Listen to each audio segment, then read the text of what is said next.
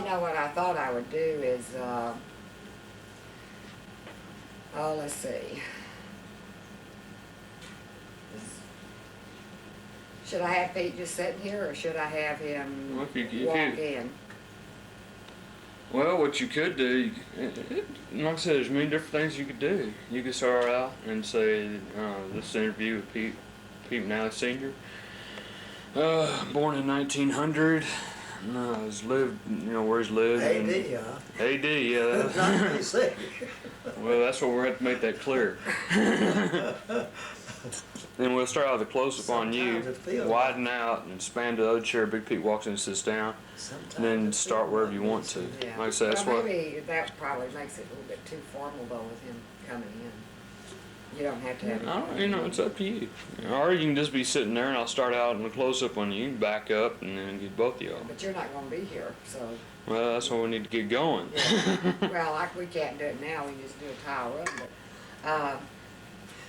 But if I could just get started here, Well, and I don't know where to start, Pete, other than the fact that you were born well, in New ask me Orleans, right? what ship I came over? Pete, what was the name of the ship that you came over on? I believe it was a Titanic. Oh, it was He's not. No, He's not. he's not filming now, but it was before Columbus. Yeah, it was before Columbus. Yeah, BC. No kidding though. When did your family come over here? Do you remember what year? My daddy came over here he was born in 1860, and he was about 13 years old. Is it photographed now? No. Oh. We're just testing. I've told you this, and came over in about 1873. 4 or 5, somewhere along there. He and his daddy came over, and they made some money. They worked a while for several years. Then they went back and got the rest of the family. Both of them went back? Both of them went back, and they got my daddy, and they drafted him in the Army when he was 19 years old. He'd stayed over here since about 73 till about, he was 19 anyway, 60, about 79 or 79. Well, was their name Manale, M-A-N-A-L-E? Yeah, but I'm not sure just how they spelled it, Mary, because there was a bunch of Manales in my lifetime in New Orleans that ended up with an I on the end of it instead of an E. Was it I-E or Manale. Well, the I is pronounced E, in Latin. Yeah. And they spelled it, and they swore up and down that they were spelling it right. And the rest, most of them spelled it with an E on the end. So your daddy and his daddy went back to Italy to get the family, is that right? Right. His daddy, or my granddaddy, and him, my daddy, went back, and they couldn't come back right quick because they got my daddy in the Army, and he served that 19 months in the Army. Mm-hmm. And he trained at Pisa, that's up in northern Italy. He trained up there for 19 months, and he got out for several reasons. 1 month before they ordinarily served, they served 2 years, but he only served 23 months. Mm-hmm. One reason he got out was because he was a good marksman. He was a dead shot with a gun. Even when I went hunting with him, he hardly ever missed a rabbit or bird when he would shoot. Well, looks to me like they want to hang on to him rather than let him go. Well, he was in reserve, see, because when he got out, then he came on with his family and landed in New Orleans. Well, did he bring your grandfather back with you, or did he die? That I don't know. I don't know if he died before he came back or not. Mm-hmm. I don't know, but I know the first time they came over, they took them about 3 months to come over in the sailboat. And instead of landing at New York and going through Ellis Island, they came straight on to New Orleans. And he brought with him his wife? Well, that I don't know. I don't know how many of them came back. Mm-hmm. I came back the second time, with my daddy. So, I'm not sure about that. I wished I had known more about, if I had asked my daddy or my aunt that outlived all of them. She died at 90, I think 96. And many's the time I've been to New Orleans and I never did go over there and ask her. Who are you talking about? Aunt Lawrence.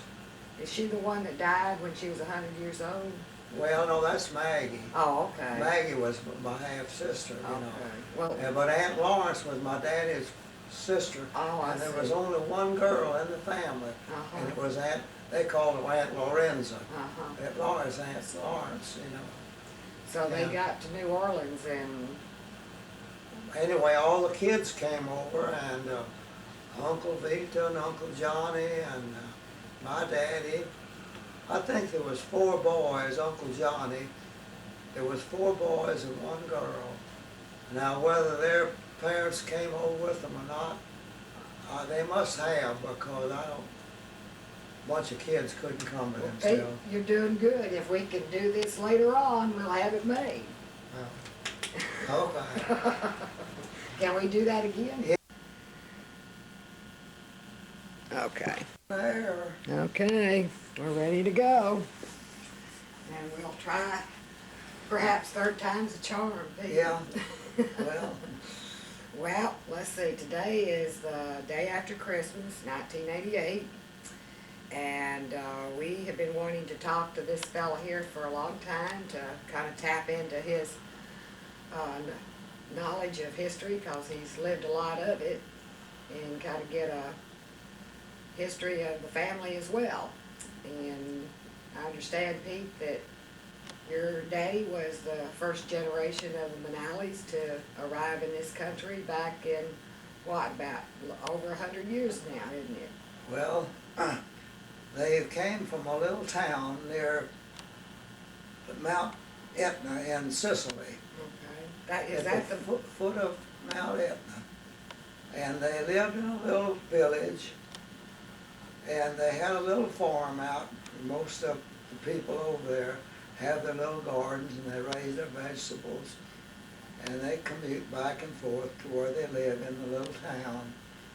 And my daddy was one of 3 boys and 1 sister, and mother and daddy, of course, and they had heard about America, the land of opportunity and freedom and all.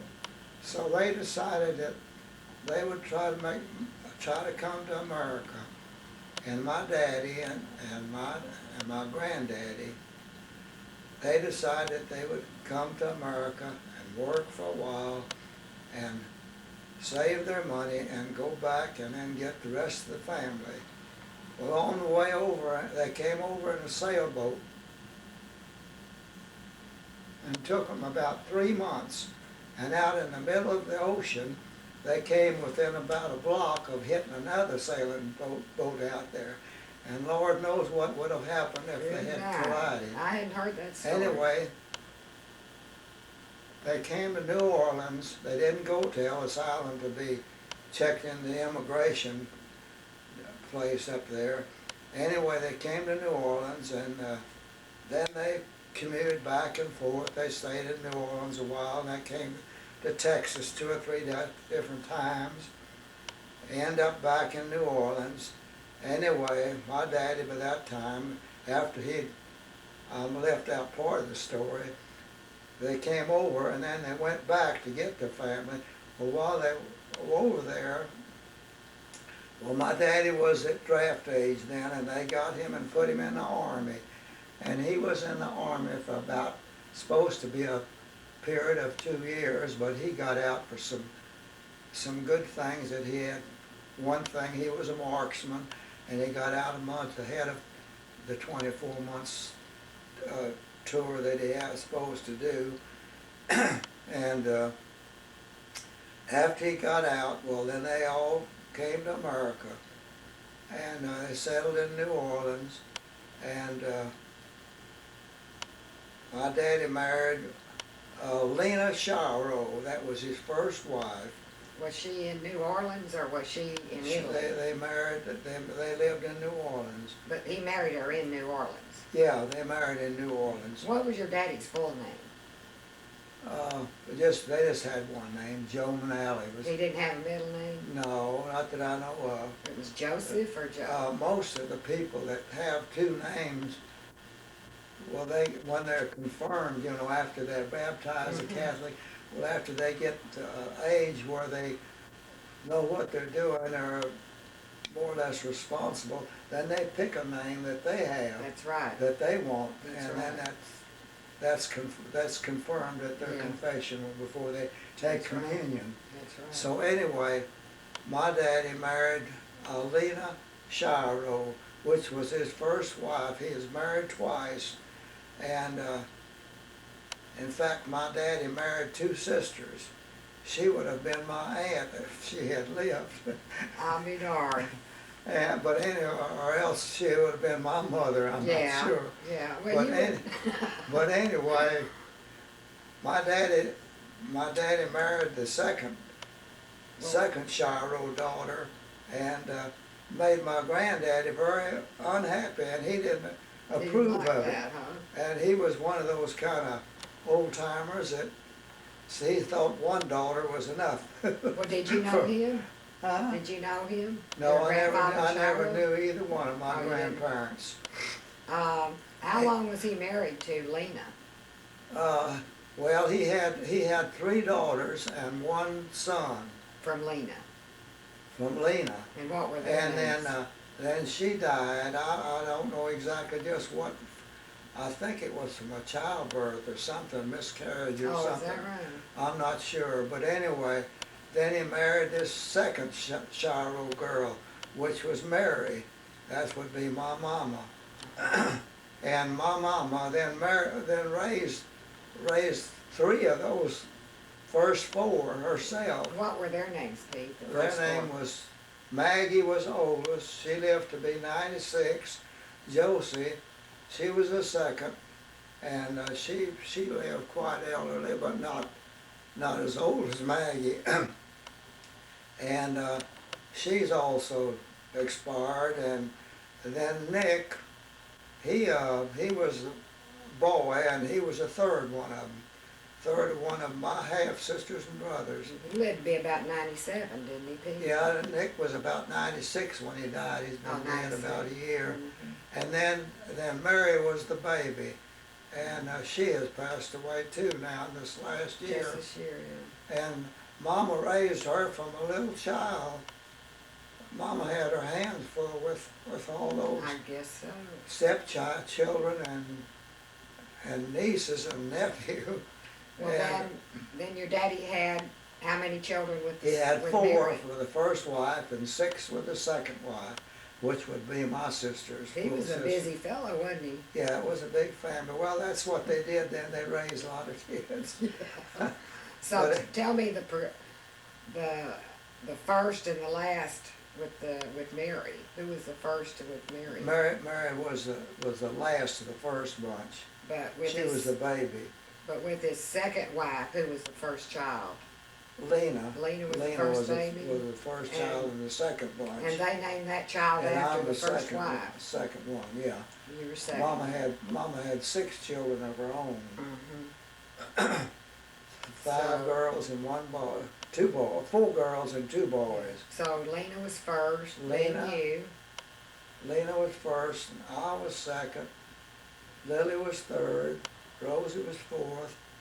Laureen was fifth, and Johnny was sixth.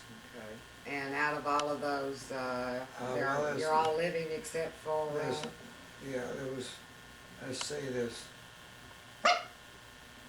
be one of the 6 gone. Lily. Lily's gone. but everybody else is still here. All the 5 of them are still alive of the Yeah. last 6. And Lena's gonna turn 90 years old here Yeah, shortly Lena's gonna be 90 in January. too. Mm. Well, what was life like with a large family like that, Pete? Huh? What was life like in a large Well, family? it was fun when we were all little kids, because we all played together, and we didn't have the toys and things that they have now. Well, all we had then was a little hoop or some kind with a little stick and we'd run along and push it, you know. And of course there wasn't any automobiles. And, This was in New Orleans. You were born in New Orleans? no, I was born in Fort Worth. Now, how'd that happen? Well, because they commuted back and forth from New Orleans to Texas. Why? I don't know just exactly. Let's see. I think the first four were all born in New Orleans. I'm not sure, but I think they were. But the rest of us were all born except Rosie, and she was born in New Orleans on one of the trips that they made back and forth trying to make a living, and they never Oh, gosh. could click it off very well. Well, were you born in the hospital? I don't think so. I don't think any of us was born in the hospital. What have you been told about the day of your birth? Have you been told any stories of what happened or where you were? Or? Well, no. No, I was just an ordinary birth, I guess. What's your first memory? Huh? Your very first memory? My very first memory was about when I was about 4 years old, and I remember we had an acre of land up in Fort Worth, and we had about an acre of land, and we had a cow and a little calf, and I used to see my daddy go out and milk the cow, so I was going to milk the little calf. Oh, So I went in there and fooled around with the calf, and the little calf kicked me. was it a And I- bull? No, it was a little heifer, but I remember that, I can remember that part. And another thing I can remember very well is that one of the times that we went back to New Orleans, well, I was the baby in the family, and my mama, she was always just like, kind of like you about Little Bullet. She always wanted to keep me spick and span, and I would go out and play along the curb, and then there weren't any drain Oh, sewage. ditches, you know, like there are now, and there was always water standing. Mama would bathe me and clean me up. I'd go out there and fall in that stuff, and she'd have to clean me up, and she would do that all the time. I was clumsy and couldn't stand up. And I don't know how many times that she would clean me up on some days. Well, where did y'all live when you were in New Orleans? Was it Oh, on we the farm lived or on, in the city? well, part of the time we lived on Burgundy Street. Of course, it runs through town out into the neighborhood. Uh-huh. And we had a little old house that the steps were right on the sidewalk, you know, there wasn't any yard. Is it Had a still there? backyard. Is it still there? Well, I don't know. I don't know if the house is still there or not, but that same address is there. I mean, Is it really? the street is there, Yeah. Burgundy. Well, did you start school in New Orleans or did you start school in Fort Worth? I was born in Fort Worth and lived there most of the time. Oh, did you? When I got to be school age, I went to school there. Yeah. I went to the 8th grade, and that's as far as I went. And I had to go to work and help Support the family. make some groceries, yeah. Well, to backtrack a little bit, about how old was your daddy when he married Mary, would you say? When he married Mary. Well, that I don't know. I don't know because it would be the second marriage, and I really don't know. But you can tell by figuring out how old Lena is, see, Yeah, and of course take it from there. take it, and then you'd have to double back with the rest of them. It would be quite a chore to figure out right close to the year. Well, was Mary older or younger than her sister Lena? Mary's older than any of us six. No, I'm talking about your daddy's wife, your mama. She was the oldest one of Oldest. all the Shiros. Older than That was Lena. my mama's maiden name, Yeah. Shiro. Shiro. And they lived in New Orleans at the time, all of them, both families. Mama was born in New Orleans, Oh, but was she? my daddy was born over in Contessa, Yeah. Contessa, Sicily. Well, did they speak Italian? Well, my mama didn't speak it, but she could understand it. How about your daddy? I'm sure he spoke Italian. Oh, my daddy spoke it fluently. I mean, you know, well. Did you hear him speak Italian very often, or was it mostly He spoke, English? when they got around each other, it's like Mexicans, they all spoke it, you know, Oh, that they was the did? native tongue. Did you ever, you surely understood I some. could, some of the words I knew enough to know what they were talking about. But as far as this word for word, I Couldn't do it. couldn't carry on the conversation. I wonder if your first word was in Italian or in English? What now? If your first word that you spoke, was it in Italian or was it in English? Well, when they talked among themselves, they talked Italian. Yeah. My daddy, but my mama would always talk English. Yeah, so you But my made, daddy would talk, he would talk Italian, and they also had a different dialect, you know. Some of those countries over there, if you lived on one side of a mountain, Mhm. they had a different dialect. oh, that's right. You know, there's lots That's of right. countries over there that are like that. But you don't know if your first word was bye-bye or ciao. No, I don't know about that. Do you remember the days of when your younger sisters were born? Say, do you remember when the day that Rosie was born? Yeah, I can remember when Rosie was born, and I can remember when Laureen was born, and I can remember when Johnny was born. Were they all born at home? Yeah, Johnny was born, the doctor, I remember, we lived on a farm out there the other side of Masonic Home in Fort Worth. And we went to school, a little old country school. We had to go about a mile to school, and I was about, I guess about 11 or 12 years old. Well, about 11. I'm about that much older than Johnny. And we were going to school, and I know the doctor came, and I knew Mom was expecting because Yeah. I could see, you know. Uh-huh. There wasn't anything said about it, but I could. Oh, is that I was right? smart enough to know Yeah. that something was gonna happen, and anyway, okay, we came home that night, and there was Johnny, I'll be darned. little baby, and, My God. And, Now, Johnny's the baby, isn't he? yeah, Johnny's the baby. Baby. And, I remember Laureen was born over there right off of East Lancaster, in an old house on Wind Street, W-I-N-D, Wind Street. Now, that's in Fort Worth, too. Yeah, that's in Fort Worth, and then, I was born over there Coastal Lake on, East Lancaster too, but it wasn't the same place Laureen was born. But, Lena and I was both born in the same old house over there off about 2 blocks going to Dallas out of Fort Worth, about 2 blocks off of East Lancaster. Well, And then we went to New Orleans, and no, well, Lily was, let's see, I'm not sure where Lily was born, but I know Rosie was born in New Orleans. We were down there, we had moved down there, and of course Rosie was born at that time, we were down there. And then we came back to Texas again, and then I was born, and what did your daddy do for a living, Pete? he run a vegetable stand, and then he also had a grocery store, and he was a little truck farmer, and he worked in the TPD for a while, and he never did do anything for any real length of time, but Primarily self-employed Yeah, rather than working for just- someone else.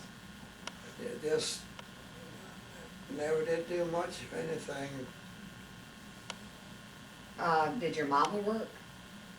Yeah, Mama worked, I'm forgetting where she worked down there, and all us kids worked as soon as we all got up old enough to work. I know I went to work at Emerson Engraving Company. I was 15 years old, and I worked for $4 a week for 8 months. And I gave my mama $3.90 of it on Saturday. My gosh. I would go to a show with a nickel, and she'd let me buy a hamburger.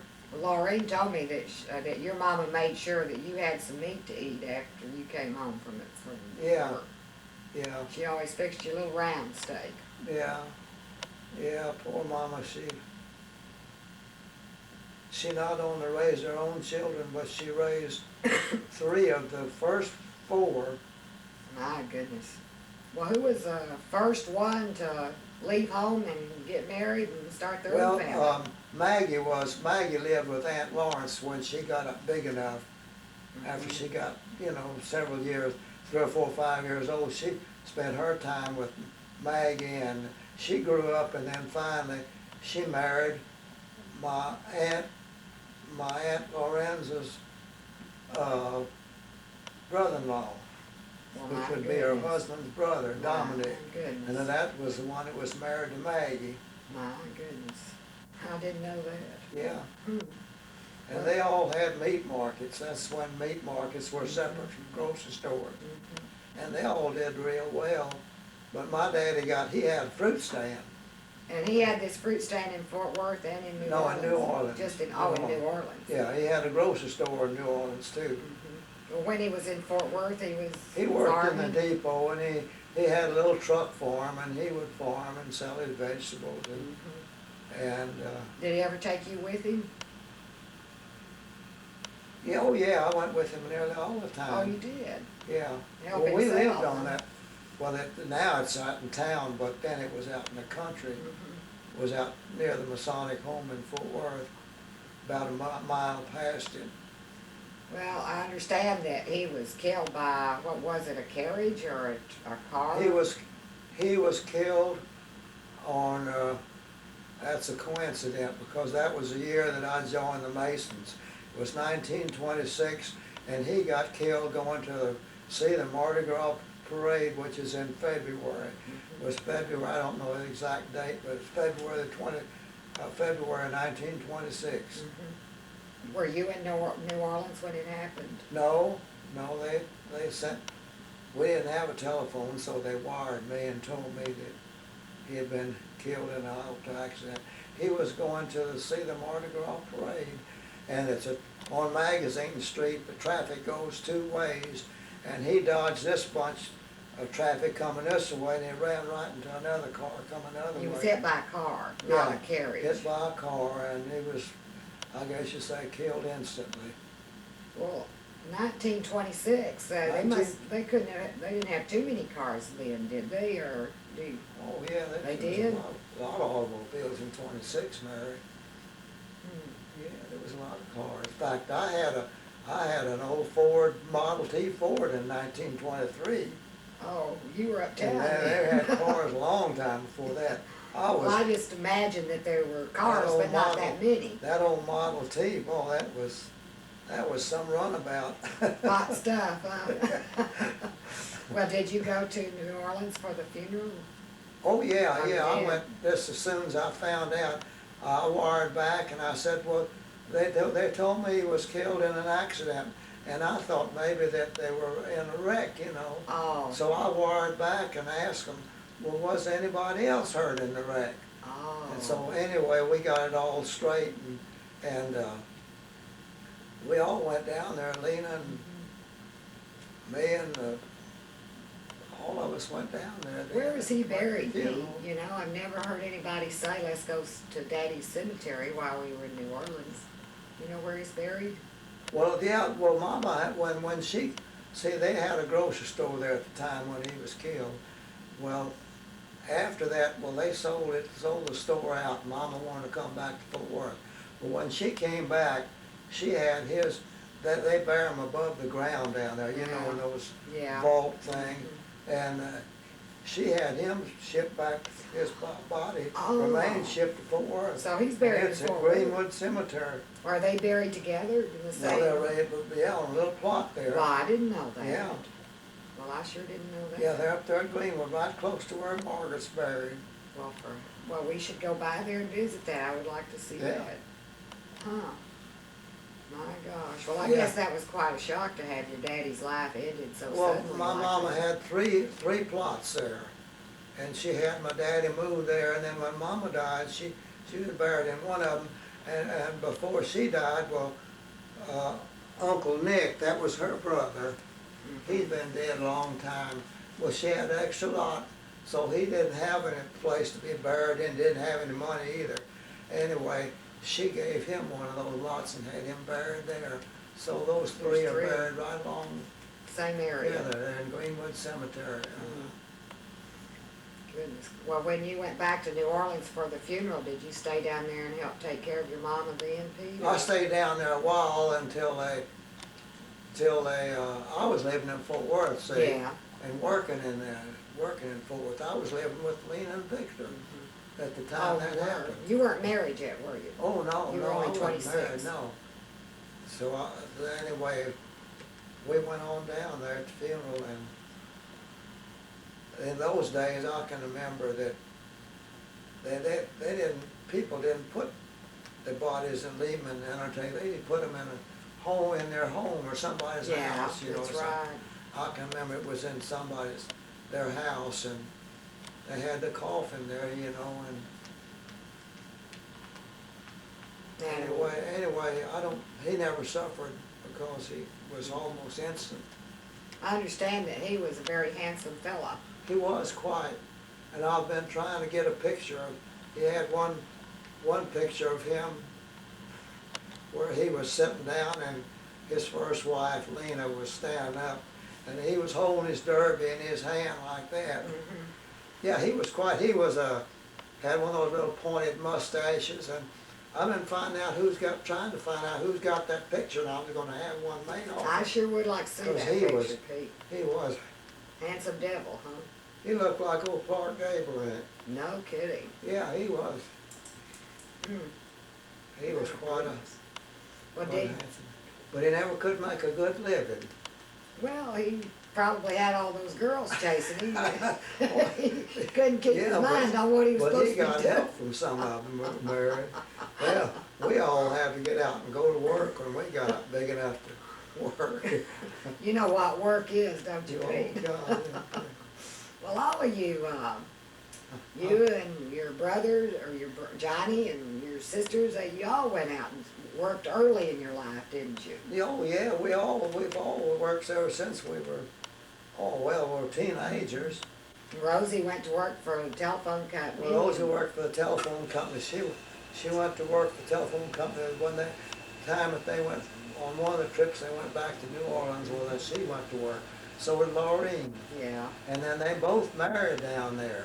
right. And when Mama came back to Fort Worth, and she came back by herself, see. Mhm.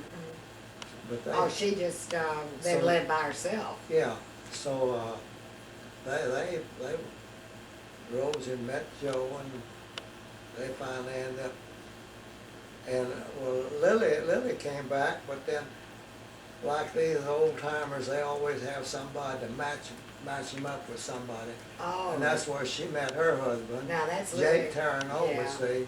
And then she married and stayed down there, and, Well, Lena, how did she met, well, that's a long story. Mary came back and married Pete Nelson, and Pete Nelson had a friend, was Victor.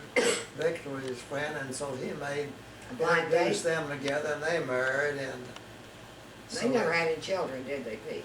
no, Lena has never had any children. She don't.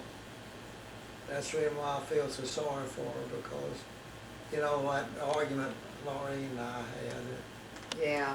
Well, I think it's interesting, though, that each one of you had one child. Yeah, isn't that something? It is. It's Yeah. that most One of Italian our own, families one have child of big our own, families. yeah. And you each had one child, Uh-huh. except for, or you had none, like Nick didn't have any children. Nick didn't have any children. And Lena. I think Lena wanted children, though, Yeah, didn't they she? had talked about adopting a boy, but they never did get around to it. They were too busy trying to, Make a living. well, make a living. Well, they were doing good. They were doing all right. Well, what was New Orleans like in the gay 20s?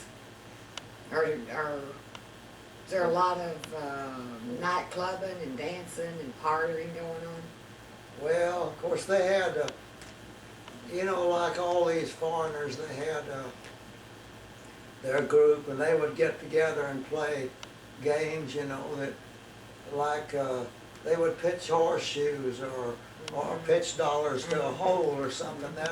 That's the way that, I know when my daddy lived out there on, well, it's called Stop 6 now, it's between Fort Worth and Dallas, and they had little places where I got kicked with a little cave. Oh, okay. And our place seemed to be like, on Sunday, it was always a meeting place for the old timers.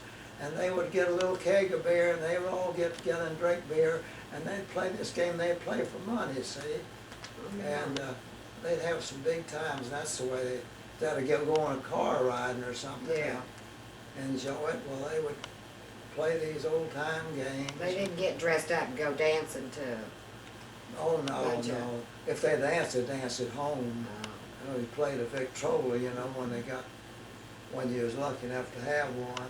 Well, when you got kicked by that calf, did it hurt you seriously? No, it or didn't just hurt me. Hurt Just- your feelings. Yeah, hurt my feelings, yeah. But I was gonna milk the little calf because my daddy was milking the cow. That little calf hit the hell out of me. That was a shock, wasn't it? Yeah. My dad had a horse and buggy and I think he had 2 acres of land. It's in Polytechnic now, right in town now. Oh, okay. Right up close to where the TWC used to be, Texas Woman's College. And then they sold that and went to New Orleans, and they came back, and then they lived there on East Lancaster for a while, in one Wynn Street. It's called Third Ward now. It's all black people in there now. Well, who was the disciplinarian in your family? Your dad or your mom? Mama was. Oh, My she daddy was never whipped us. Oh, she No, was he's the like one me. Oh, okay. I left all that to Tootsie. Oh, okay. Yeah, she did all that. She did all the bringing up. Well, how old were you when you met Tootsie? I was I was about 27 or 28. I heard you were kind of a man about town. You had a good-looking car, and you were Yeah. a good-looking guy. Well, hell, I was 29 years old, and I had that Chrysler Roadster, and I used to have a few girls that would call you had a us. good job and some nice clothes. I made pretty good money then. I was making $45 a week. I bet you didn't have I any was a spare head- time, did you? I was a Pete? head man at Emerson Graving Company, and $45 a week then, boy, was big money. Well, tell me about the first day you met Toots. Well, she came to work where I was working, Oh, okay. so we got to dating, and I got mixed up with her family, and Tate used to invite me over there on special occasions, you know, Thanksgiving. Well, Toots would do it, you know. She was. Well, did she like you or first, or did you like her first? Well, I thought Tootsie was the cutest gal I ever saw. Did you really? She was the cutest little old thing, and she could tell things like the bear story she used to tell. What's the bear story? About the old bear. He had got the little boy's gun, and he didn't know how to shoot it, so she'd say he put the other end to his shoulder instead of the other end, and he shot his own self. And she'd talk in kind of baby talk, and he just did it that way, and Oh, she could do it good, huh? so. Well, how long did you date before you got the I don't question? know, year or two. You're, gosh, that long? You had a long relationship, didn't you? Yeah, I was going with another gal, and I had been going with her a long time, but Oh, really? What'd the other gal have to say when she found out? well, her mama told me, her name was Opal Wynn. She was a blonde gal. But she was too much, she had too much education for me. She went to college and finished, and she was smart, but, What'd her mama tell you? huh? What, you were gonna tell me what her mama told you? Oh, her mama told me, she's after Toots and I had been married a long time. It was later on, you Yeah. know. In fact, they were living out to El Paso, and she came to Fort Worth one time, and I went up there. Opal would always, when she'd come to Fort Worth,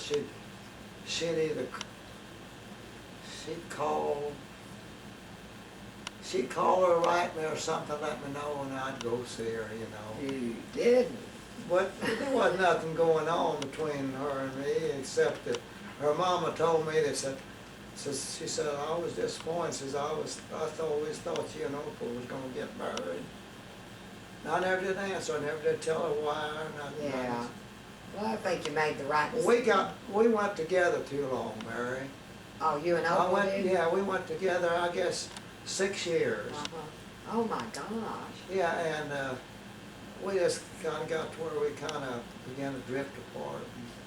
I went with another girl, but she was a keen gal too. What was her name? Her name was Inez, what was her last name? Clary, Inez Clary. Sounds like an Irish gal. No, she was really a keen gal, though. She was a good swimmer and a good diver, and she was a lovable kind of person. She had a good heart and personality, but I don't know, I had a habit of going with girls and then just quit going to see them. I don't know. Or did you just get And tired I of it? told Inez, I said, I don't know what's the matter with me. He said, I'll go with girls, and then all of a sudden I just quit going with them. And that's what I did with Inez, kind of way with Opal too. Well, didn't they I remember one time I went to see Opal, and we started out and we got in the car, and first thing she sat in the car, we got to having words, and I just circled the block, and I said, well, you want to get out? And she got out and went in. I didn't even get out and see her to the door. I was a crazy sort of. Well, why was she mad at you? What were the words? I don't know, about? You something don't was remember? said, I don't know. You know, when But somebody, you weren't gonna put up with that, huh, Pete? but we got to where I got to where then I just getting further apart. For a while, I used to go see her every Sunday, you know, maybe Yeah. twice. You talking about Inez or Opal? Opal. Oh, Opal. Opal, no, I didn't go with Inez too long. Yeah. Inez, how I got started with Inez is that we used to all play in the same band. Mhm. We had a little Hawaiian band, you know. Yeah. And she had a friend that played in it. I don't think that Inez played in anything, but she always came with this gal that played in it. And anyway, I got to dating her some. One time we dated with Rosie and Joe. Oh, you did? Yeah, they came, that Rosie and Joe was married, and we went on an old boat out there on Lake Worth. And they had dancing on it, Oh, you know. what at that? Now you took Inez out I there. took Inez, and we had Well, did you date Inez first and then Opal? and no, I then dated Tootsie? Opal. I dated Opal before, Oh, and I don't know, it just, well, how did you I decide? got to dating everybody then at the last with Opal. Oh, so you were dating Tootsie, Opal, and Inez? Yeah, well, Tootsie got to be number one. Okay. She wasn't gonna be second best, was she? Well, when did you decide Tootsie's the one? Oh, I don't know, we just up and got married. Did you always call her Tootsie, or was it? Yeah, that was her daddy named her Tootsie. So you called her Tootsie? Yeah, well, everybody called her Tootsie, even my own kids. Well, you were working in the engraving place. You were the engraver. I was with Emerson. Yeah. Well, when Toots came to work, it was Stafford Engraving Company. They had bought out Emerson Engraving Company. But how did you get your training to be an engraver? Did they train you Well, there, or I was it just- just a Well, I progression? never was in, I did some engraving, but I was really the pressman. Mhm. I was, But you eventually became the engraver, is that right? well, yeah, when during the war, when they never did have any engraving, then I started engraving the plates then. Okay. But really, when I came down to Smith's, I just came down as foreman of the shop, you know. Oh, I see. Well, what was Toots doing when she came to work? She was a there? machine operator. It was a pantograph that it traced the letterings off up on the plate. After you Uh-huh. coated, and then it would be etched in there and it would be engraved. Then it'd come back to us in the press room, and we would run invitations off of it, or cards, or whatever, you know. Well, how long had Tootsie been there before you asked her for the first date? Well, she'd been there, I don't know, maybe a couple of years, I guess. You waited that long? Yeah, You were just good friends at first. well, yeah, I don't remember exactly, but I know it was a while. Well, now you told me some point in your life, or I don't know if this was, I'm sure it must have been before you married Tootsie, you made a trip to California. Oh, yeah, I was single, that was 1928. Okay, okay, that was after your daddy died then. Oh, yeah, 'cause he was 26 when he died. Tell me about that. I took 2 trips to California, and once Oh. when 25, and I stayed with Mary then, and then I went back in 28, and I stayed with Sammy's folks, Yeah. Tony and Josie. Well, did you drive out there? No, I had a car, but I didn't drive because they didn't have good roads then. Oh, so you just took a And train? anyway, Sammy had a car, and I didn't. I went out there, and we toured. We went all over that country out there. I'd buy Sammy the gasoline. We'd start out in the morning, and we'd say, well, Sam, I'd say, Sam, I said, where are we going to go today, Sam? Well, we'll go to this place. One time we took a lunch and went to Riverside. That was only 50 miles away, but we went with Sammy's family, and we drove to Riverside and spent the day. That's inland away from the ocean. Oh, and It gets hot there because it was on the other Yeah. side up in the mountains. you went to San Diego? Did you And went go? to San Diego and Tijuana. Good, man. Went down there. I went down there with Sammy and Josie and Tony. Mm. Did you ever? Tony was Josie's husband, Sammy's daddy. Yeah. Did you contemplate about just staying out there and? No, I just, You never wanted to I do never it? had a desire to go out there and live. I always thought that if you'd stayed out there, Pete, you would have become a movie star.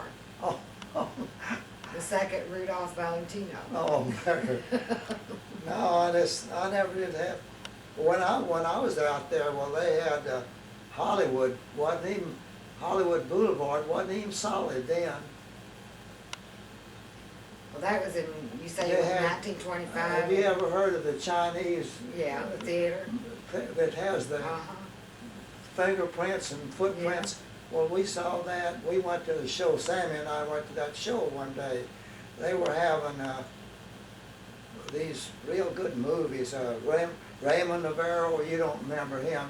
He was kind of like Rudolph not Rudolph, but Some other yeah, heartthrob. Valentino was kind of, Raymond Navarro was like Valentino. Oh, okay. He was an idol. Did you see any movie stars while you were out there? No, I didn't see any. I saw some of the homes Mary took us Oh, around. did you really? But I never did see any of the stars. Yeah. You did. But Douglas Fairbanks, and you heard of them, Yeah, Mary Pickford, Mary Pickford. and William S. Hart. Well, William S. Hart was before I went out Yeah. there. You did you visit any? I guess there weren't many studios though when you. Yeah, there was a lot of studios, and where Sammy and Josie and Tony lived, there was a studio. I think it was Fox. I think they had just across the street Oh, where they really? lived. No kidding. Just right across the street. Of course, you couldn't see anything because then they were doing everything on the inside, you know, all Yeah, you the didn't get taking to see. pictures and all inside. Did you go up to San Francisco then too? No, I've never been to Frisco. And I could have gone, it wouldn't have cost a penny more to go, but I was just happy there with my folks because, Just you know, visiting. I had company that way. But you never thought about staying out there, No, living? It's never occurred to you. Well, I think somebody just came in. Hello, Larry. How you doing? We can cut some of this out. What's that? Oh, your fish. Well, we're going along pretty good here. Good deal. I don't want to interrupt, y'all go Oh, on. no. Well, you told me a story one time, Pete, about traveling on the train. travel on the what? Train? Oh, and you met up with this young, good-looking gal. And- I've had several experiences on trains with young girls. One time we were coming out of Fort Worth, we were coming to New Orleans when my folks lived down there, and I was going, there was a couple of gals on there, and well, they were older than I was then, a few years older, and they were sitting right across the aisle, and I always, we traveled in Pullmans, we went first class. Oh, goodness. Then I didn't travel in share cars. Oh, I see. And there was a couple of women on there, and we got talking to them. We finally ended up playing bridge and drinking wine together. Having a good time. But anyway, nothing would come of that. We just Well, didn't friends. she invite you to get off the train and come home and go have dinner with her? Oh no, that was a different time. Oh, that was another time. That was another time. I came through Houston that time on that trip. I had been down on the other way through Dallas so many times that I decided to come to Houston, and I got on the train, and I noticed a gal up there way up in the front of the car, and she kept, every once in a while she'd stand up and look back there like that, and I finally got enough nerve to go up there, and I said, are you going very far, or something like that, you know? She says, oh, well, I'm going to Lafayette. And so I says, have a seat. I sat down, and we sat there a long time. She got ready to get off. She begged me to get off. She said, if you'll get off and come, I'll get a bunch together and we'll have a party. My She goodness. said, we'll have some dancing. She's kind of taken with you. And she begged me to. You didn't take her up on it? I didn't want to fiddle around good, you know. What year was that? I Pete? wasn't a real wild kind, Mary. But she was a pretty good looking gal, and anyway. What year was that, Pete? Huh? What year was that? That would be about in the late 20s, I guess, 25 or 26. You had a good time in the 20s, didn't you? Oh, God, yeah, oh, yeah. Yeah. Then you met up with Tootsie, and then you became a family. But I met up with another gal coming from California on the train. Oh, you She did? was a school teacher. And she was sitting across the aisle, and Was she good God looking? Almighty, she didn't invite me to get off the train, but she invited me to write to her. I'll be darned. She said, I'm gonna give you my address and I want you to write to me. Well, did you? No, never did. She got off at Phoenix or somewhere. Well, she's good looking a bit, huh? Well, she was a school teacher. She wasn't, she was nice. She was a nice looking gal, but I didn't. That was the only 3 times that I'd had any experience with them on the train. Now I know why you want to take a train trip, Pete. Oh, yeah. But she just begged me. I said, well, I don't know if I want to write letters or not. Have a long distance romance. Yeah. Well, when you decided to settle down, I guess you knew that was the end of your train trips. Yeah. Well, when you and Toots got married, what'd you do? Just run off? Yeah, we went to Oklahoma. We just decided to go get married, and we went up to Oklahoma. What town in Oklahoma? Yeah, Punhole, I think You it's don't know? Marietta, I think. Some Oh, of, okay. See, but when you stayed in Texas, you had to take an examination, then wait 3 days or something. Yeah. I don't know if you remember that or not. No, But we just decided to go up there and get married. you didn't have to wait or anything. You just went up there and said, I do. And came back and said, surprise, we're married. Did you stay up there or did you just go up there, get married, and come We straight came back? back and went on. We were gone 2 weeks. We went over to Dallas and spent our honeymoon. For 2 days or 2 weeks? No, I took off 2 weeks. Oh, We stayed over there several days. well, Toots had been married before. Who Oh, took care yeah, of, yeah, she had, who Bullet took- was 3 yeah. years Who old. took care of Bullet while you were on? Her mama, because Oh. she was living with her mama when we got married. Yeah. So after you got married, did you rent a house or did you? No, we lived with Mama for Oh, a you while, did? then we went out and got this apartment. Now you're talking about Tate now, aren't you? Yeah, I knew Margaret didn't want to live with anybody, and we got this apartment out there in Arlington Heights. It's where that, well, you don't know, I'm gonna tell you, they built a hospital out there now, Mhm. and they've torn down. Oh, that- yeah, I know the area. Torn down that old house. Mhm. It's up there close to where the Will Rogers Memorial is out there. It's out in Arlington Heights. Well, when y'all decided to run off and get married, did you tell anybody? No, Oh, Tootsie didn't tell her mom. no, we didn't tell anybody for a long time. Oh, you came back and didn't tell anybody you were married? Oh my gosh, Pete, I didn't know that. Why not? Why didn't you tell anybody? You just didn't? Huh? You didn't want anybody to know you were married? Well, I don't know what. Well, when did you finally come up and say, hey, guys, we're married? Oh, I don't know, a while after that, but I showed him my marriage license, and then I told everybody. Well, what happened to make you decide it's time for everybody to know that we're married? Well, I just thought I'd found the girl. After you're married, you better be sure of it. That's funny. You never did wear a wedding ring, or did you? Never did, no, Never never did. did have one. Well, Margaret had one, I don't know, she lost it or something. I've got it. You got it? Where it come? It's in the safe. We have it in the safe. What happened to it? I don't maybe know. Yeah, we found it. I thought maybe she threw it away. No, we found it and I put it in the safe. So it's, But you know, I kind of feel sorry for Opal because I think I kind of did her dirty. you never gave her Like any. her mama said that, she says, Pete, I thought y'all, she told me that Opal was so unhappy with the guy she's married to. In Oh, fact, I think she was trying to get me to bust up with Toots. my The way she was God. talking. Well, I what? found out she was gonna be in Fort Worth, so one day I called. I called her on the phone. I hadn't seen either one of them for 20 years. My God. But they found out that, I can't remember. Oh, I know now.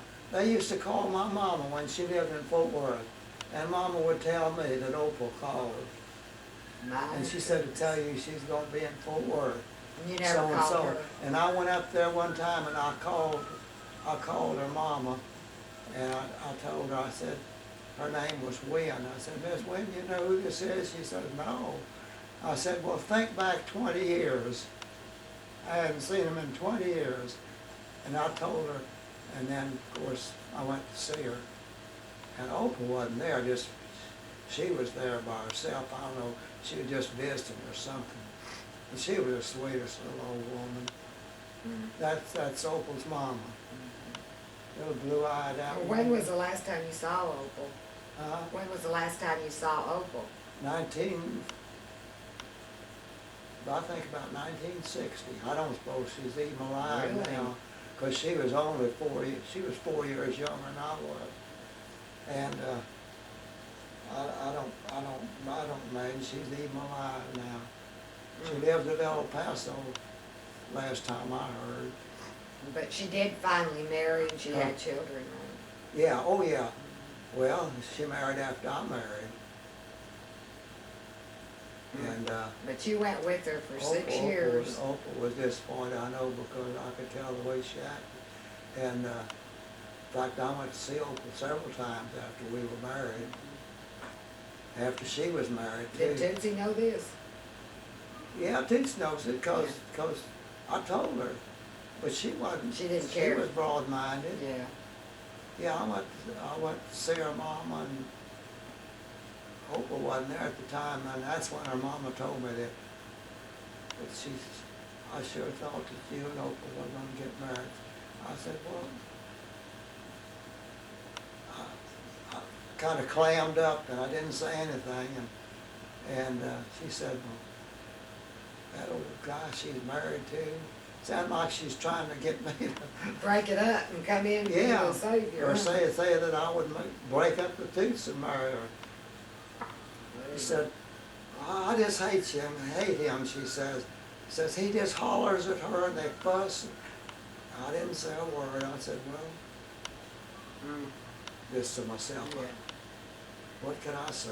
Hell, I didn't want to break up the Toots. No. Goodness gracious. Well, But the last time I saw Opal, I saw her mama was in the hospital in Fort Worth. And I got word that they were there and I went to see her. And I had Margaret to take me to the hospital. I told her where I was going. And she was broad-minded. And then when I got ready to go back, Toots was over at Tate's, you know. Tate's were living in that apartment. Opal took me home, and that's the last time. last time. We didn't talk about anything but just Family. topics of the day or something, nothing about, Was she still good looking? she looked just like she always had. She was a real blonde, blue-eyed blonde. But I don't, there was something about her, she had so much more education than I did. But she Well, was, evidently that she didn't make was too an much average, difference. average person. I mean, you know, she wasn't we just went together too long again. 6 years is a long time to keep a gal waiting, Pete. Well, we had talked about, you know, it, but we never, she didn't want to get married, and I didn't want to get married either. I just wanted to talk about it. Well, you were having too much fun. Let's break here a moment. I want to find out why Okay. this light is not Okay. on.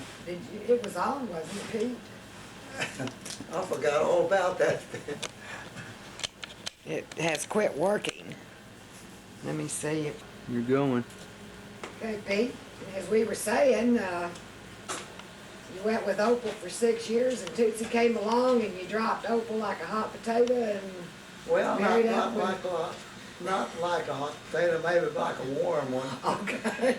Then you ran off to Oklahoma and got married and then you didn't tell anybody. Yeah. Well, You had to tell somebody though when Petey came along though. yeah, didn't oh you? yeah. That was a good reason to tell everybody, wasn't I had to then. it? You got caught. Tell me about the day Petey was born. Well, the day Pete was born, we were living up there in Arlington Heights. And it was one of them days that it started raining and it ended up raining. And I didn't have a car.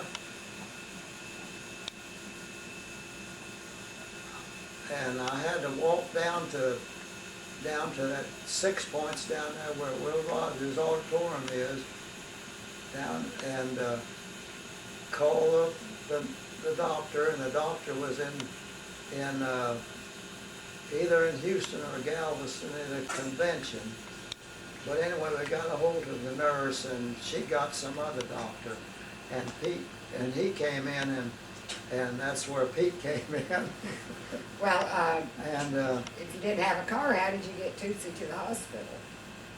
I think we may have had a car, but we didn't have a phone. That was it, and I had to go down to that okay. drugstore. There's a Renfro drugstore down there on Camp Bowie. And I got a hold of the nurse, and she said, well, go on to the hospital, go on to Harris's hospital. And so anyway, this doctor then came in. I've forgotten the name of the doctor, but How long was she in labor? all day long, All day. yeah. What early did in you the do morning. all that time? Huh? What did you do all that time? Well, Tate and I think, waited most of the time in that hospital. Toots and I just stayed up there, and Were you allowed to be with Toots during all that time? no, she just begged me to stay in the room while Pete was born. And the doctors wouldn't, he told me, said, I'd rather you wouldn't stay in here. So that's what made me get out. But she kept saying, don't go get out now, Pete, stay here. And she'd hold my hand and Yeah. say, stay here now. What else was she hollering? I don't remember that she hollered anything else, except don't leave me, stay in here. Wasn't she screaming that she wanted ether in the rectum? Oh, no, that was when she was in that home up there at the last, you know, with cancer. Oh, I That's thought when it was when she had Petey that she was No, screaming then. I didn't hear her say that anyway. Well, who told you had a son? Was it the doctor or the nurse or What? who told you that you had a son? The doctor? The doctor came Yeah. out and said you had a God, son. I got the biggest lump in my throat. You cried, huh? Big old tears. Well, all the time she was in labor there, I was suffering as much as she was. Yeah. I was apologizing for her hurting so. So that's why you guys only have one kid, huh? I was just standing right outside the door saying, my God, Tate, this is not gonna happen anymore. But she was hurting so that. Yeah. Were you glad it was a boy? Oh, yeah, well, I think most of the time you are. Yeah. You wanted a boy. Yeah, the first one should be, well, I guess, What did he look like the first time you saw him?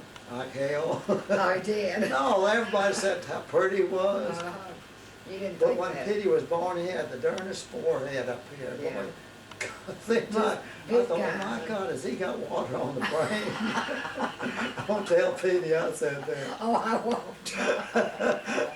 But it was, his little head stuck out. Then he was all legs later on, old skinny, long-legged. Was he an easy baby to take care of? Was he a good baby? Yeah, he was a good baby, except when he had the colic for 3 weeks. Oh, From gosh. 1 hour to the hour Uh-huh. on 3 weeks. He cried with a bellyache all the time. My goodness. Well, what was Bullet's reaction to this new addition? Well, the only thing that Bullet said that really tickled all of us, that when we showed him Petey, well, he said, oh heck, I want him bigger than that. Because he wanted to play with him. He Bullet had one was- little bitty baby. How old was Bullet? Was he about 3 or 4 He years was old? 3 years old when Petey was born. So there wasn't that much of an age Give or difference. take some, you know, some months, I don't. Did they get along pretty good Oh, yeah, great. from the very beginning? Well, we had trouble with Petey at times. When he'd get a mean spell, and I remember didn't- one time he and Bullet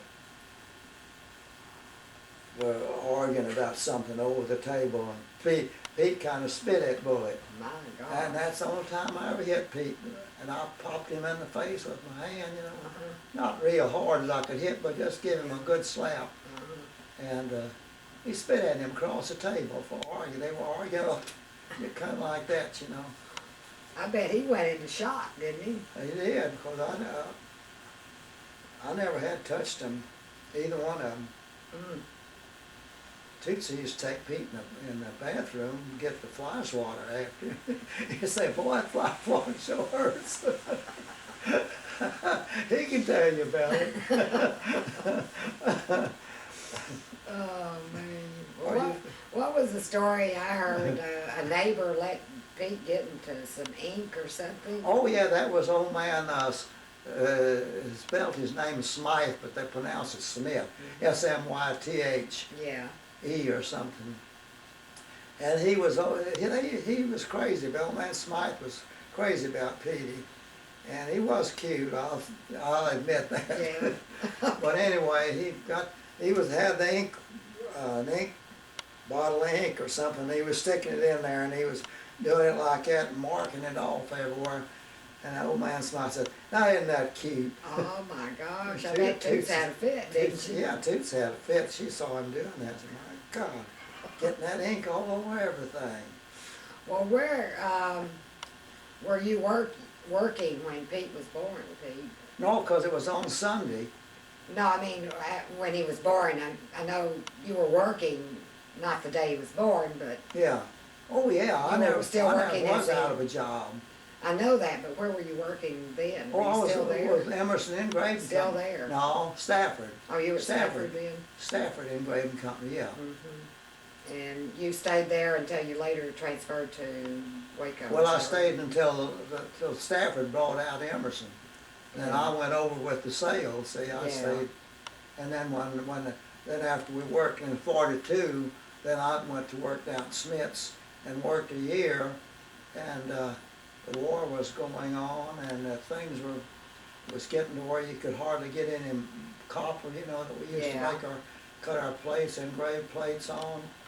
And so I told Mr. Smith that I thought it would be best, because it looked like we were going to have to close up. And I told Mr. Smith, I think I'll go back and stay in Fort Worth until the war is over anyway, because things are so unsettled. We didn't know if we was going to win the war at that time. Well, you didn't have to serve in Oh, World no, War no, One I or was two? classified both times in 1A, but they never did call Never me. called you. The first time I was, well, the war started, it ended in 1918, and I was just 18 years Yeah. old, see, and I was just getting ready. I had been reclassified in 1A, but the war ended, then of course they didn't need any more help, you know.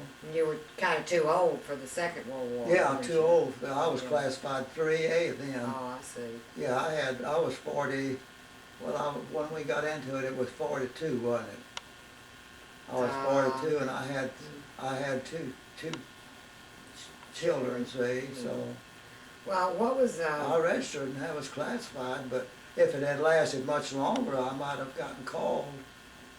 well, I was 42. well, did the Depression affect you any at all? Not a bit, Mary. Not one bit. The lowest I got, the lowest salary I drew, I never missed a week.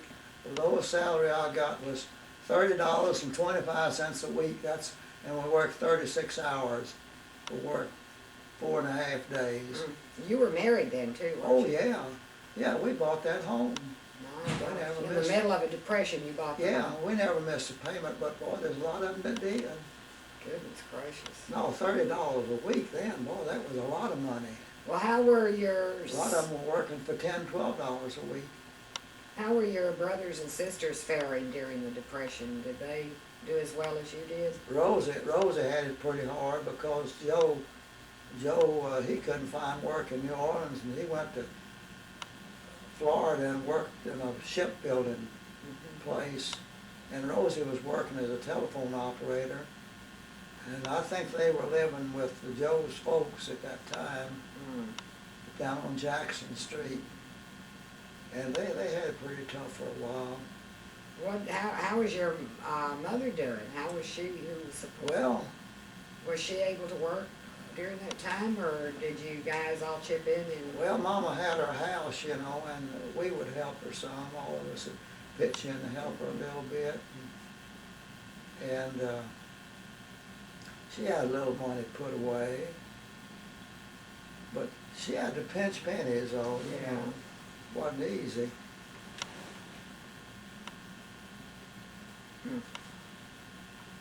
Well, you stayed in Fort Worth. Yeah, I stayed, while they were down in New Orleans, I was in Fort Worth all the time. I never did live down there.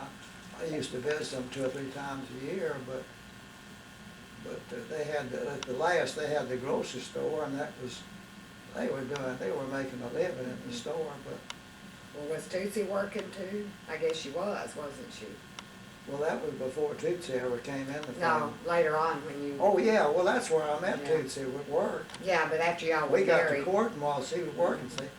Some days we would go off and go swimming, and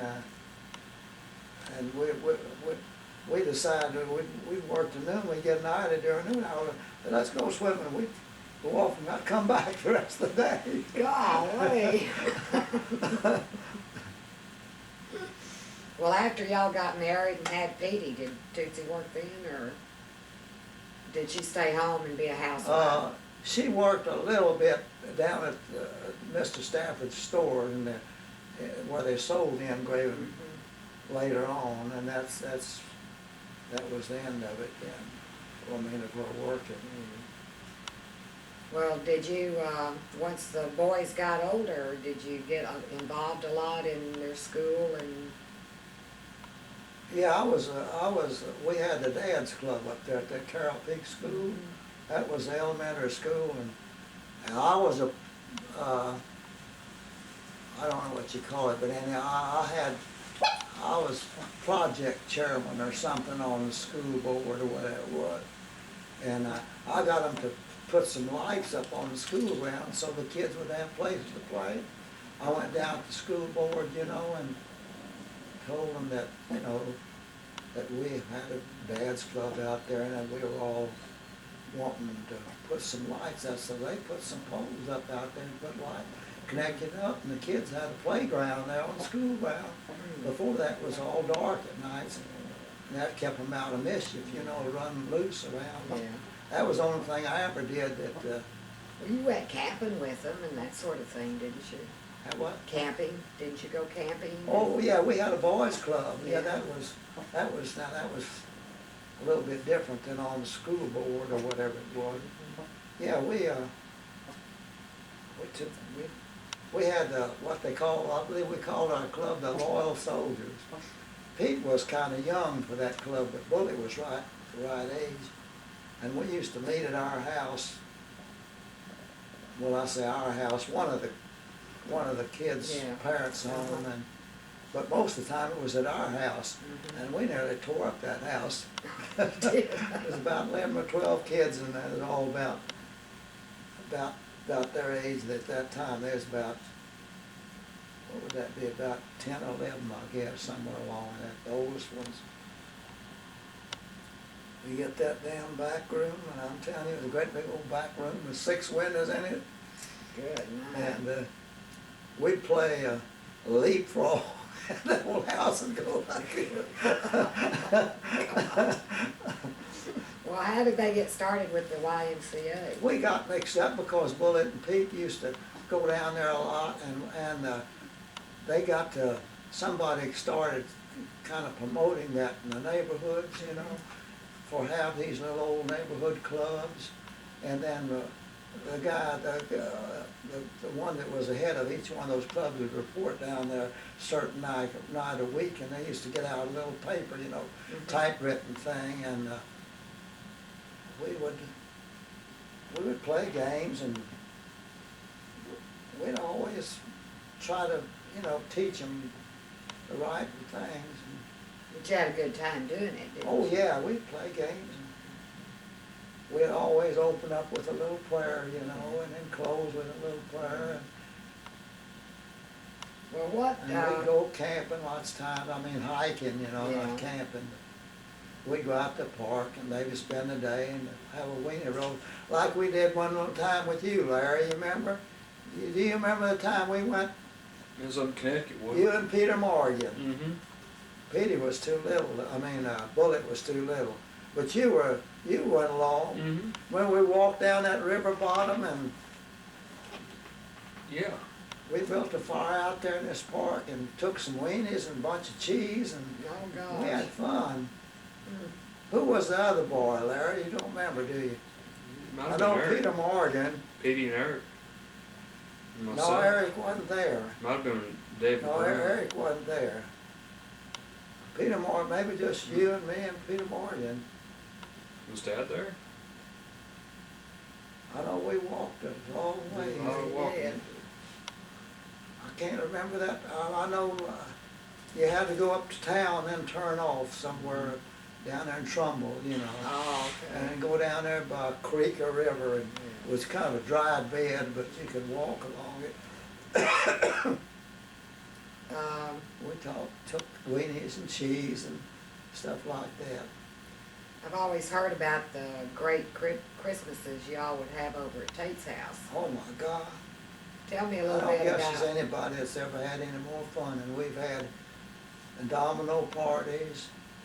Well, we'd play dominoes, and some of them would be almost where you had to lay your guns on the table. Sometimes there'd be a little bit of cheating too. Uh-oh. we wouldn't exactly say what we had, but we would kinda hint it, you know. Yeah. Well, who all would be there at your Christmas party? Was everybody Nita there? and Weldon and Now that, Shue, that was a good friend of Patsy's at the time. Oh, He okay. wanted to marry Patsy, Patsy Curry. Yeah. You remember Patsy oh, Curry? sure. Well, he was disappointed and she never would marry him because he was Catholic. I guess that was the reason, Oh, the okay. reason I know of. But God rest her soul, she, You had a lot of little kids, didn't you? Jack and Mike and oh Skippy yeah. and all of them. Oh God, yeah, we had a bunch of mean kids. Did they get along? Well, they got along pretty good, but some of them always like to play pranks on the other, like the time that Jack, did you ever know the time that Jack played a joke on Petey, you know, down at the Tivoli Theater? No? Well, they were supposed to enter somebody in a contest up there, and Pete had an old pair of chaps, you know, Yeah. old cowboy chaps, and he was supposed to do something up there on the stage, and everybody, each group would clap for their own Contestant? contestant, yeah, and they threw a curve at Pete. Pete got up there and did his part, and they didn't have one of them. They didn't want the sound. And Pete, get Pete to tell you about it. He knows more about it than I do.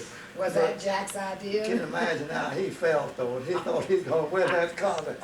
They go, well, Pete, we'll sure, boy, we'll give you that, boy. We'll make you win that contest. I guess he lost his trust in humanity from that point on. Yeah. Were you there when that happened? No, I wasn't there. But that was just as sure as Saturday came around, that whole family had to go to the Tivoli. That's when you got to see the whole show for about a dime or something. You saw a drama story and then a comedy and then a newsreel. Got your money's worth. Then you'd come out and go to Rockefeller's and get you 6 hamburgers for a quarter. Sounds good. Some of them could eat 6 of them too. Well, how much of an allowance did you give the boys? I think they got, well, at different amounts. They were there for a while, they got 35 cents and then they got raised up to 50.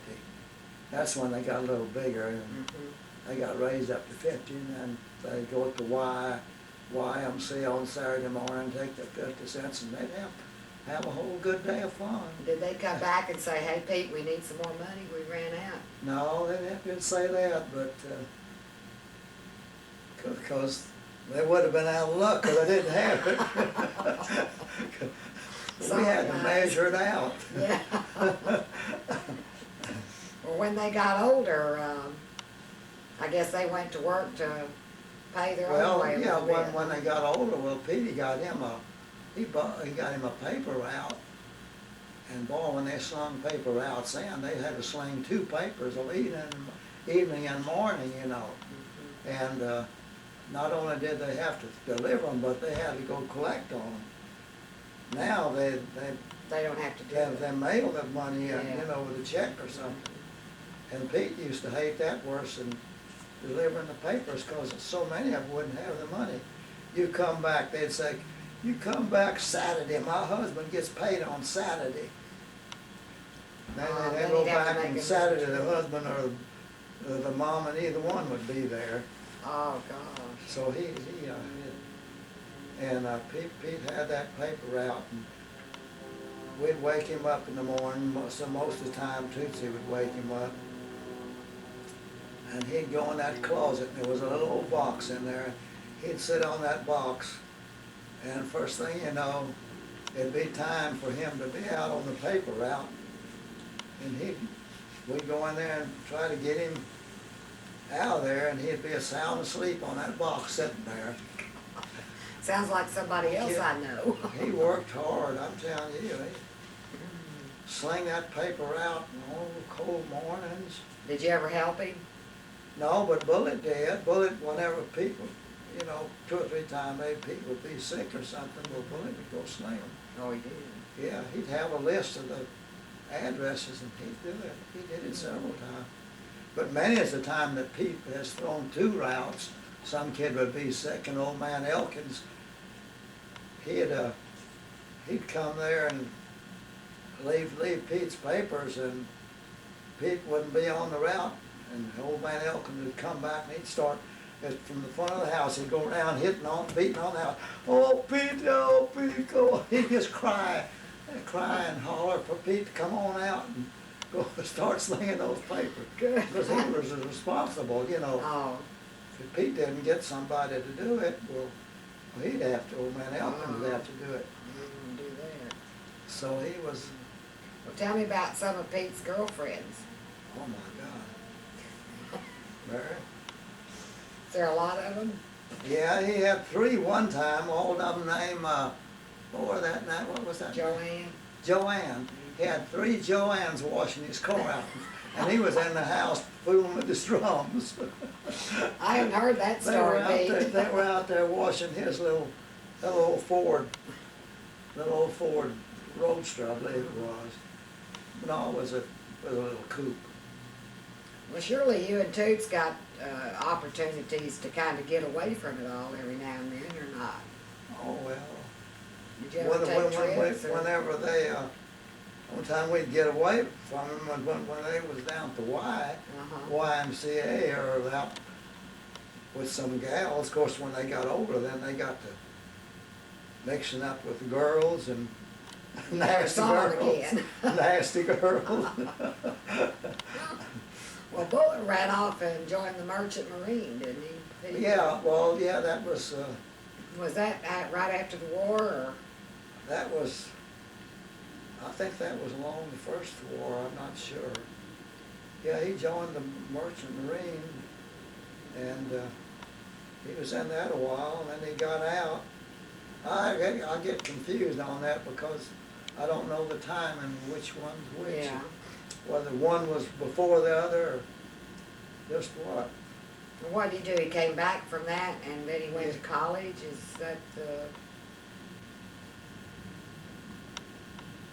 I think he had finished high school. I think it before he went to college. I'm not sure, Mary. And the one that not remembers that's gone. Tooth would remember it, but Yeah. I can't get the timing of that. Pete might could help you on that, well, I'm sure Bullet could.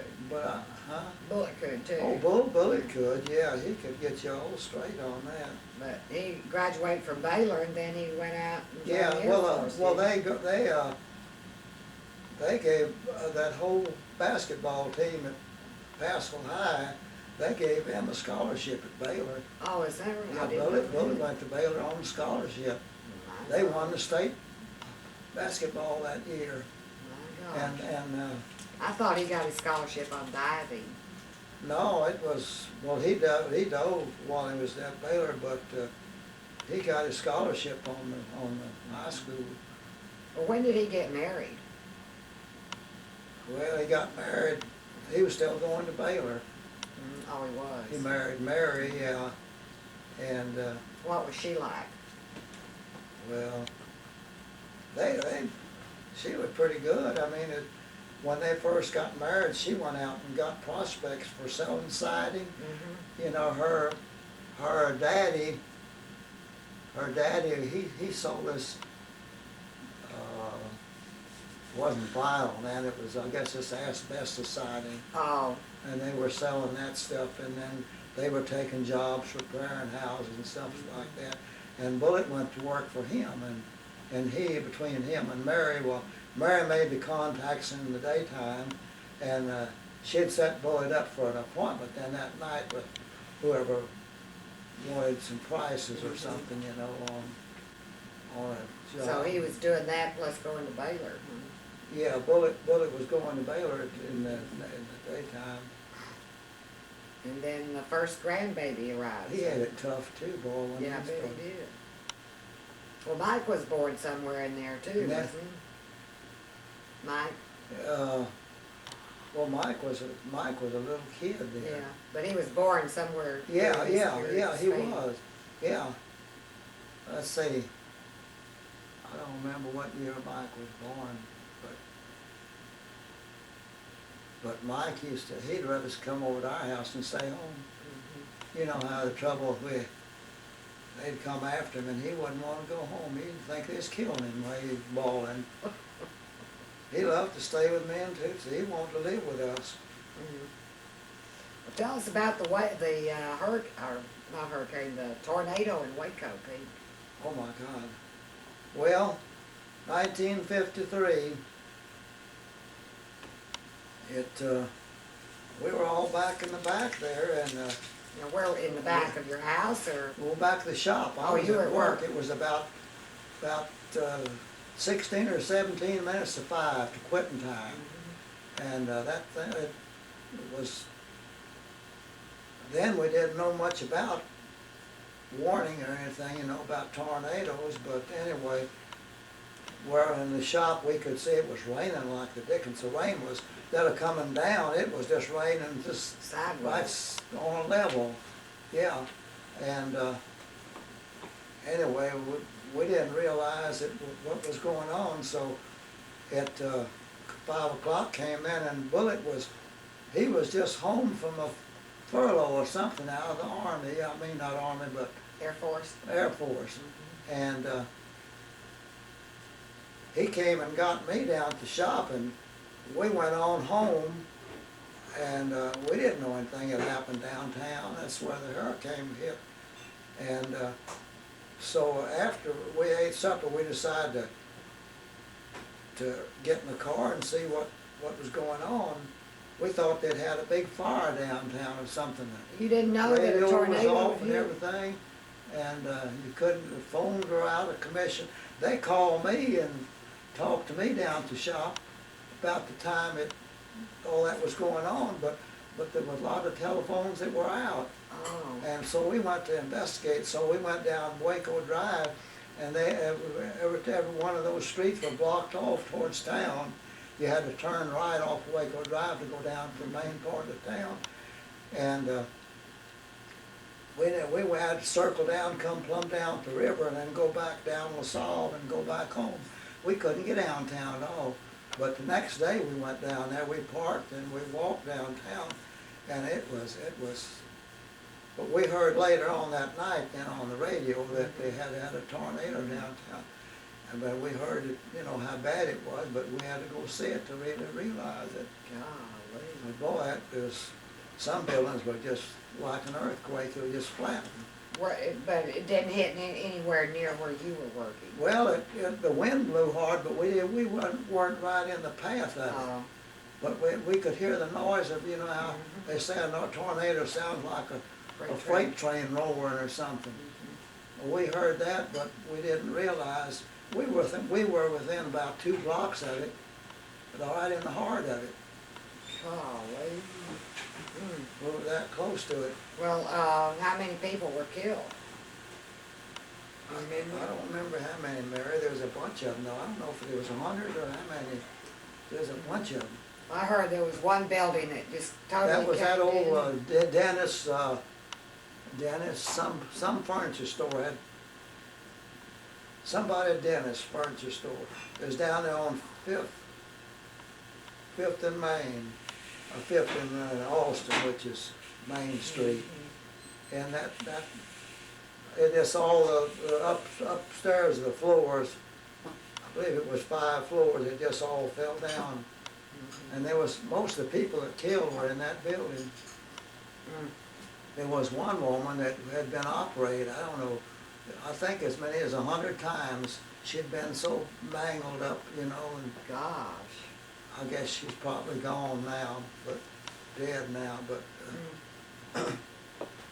and then all the people that got killed was in that Dennis furniture store and a pool hall right in behind it. That With pool a house bunch what of I people. heard about. And Margaret and I knew 2 girls that were in the Splash Club, and they knew a girl that worked in this furniture store down there, and they were in an old car going around the block. It was about time to get off work, and they had gone down there to pick her up, and she hadn't come out, and they were wondering why she wasn't, you know, out there to be picked up, and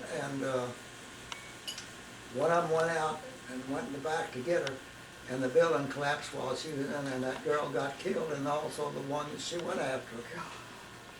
And she was one of those girls in the Splash Club that kids used to. Oh Her my gosh. last name was Johnson. Oh my gosh. And Barbara Garland was one of the girls that was either driving the car or went in there. No, it wasn't one went after. She must have been driving the car, but anyway. Did that scare Toots when that happened?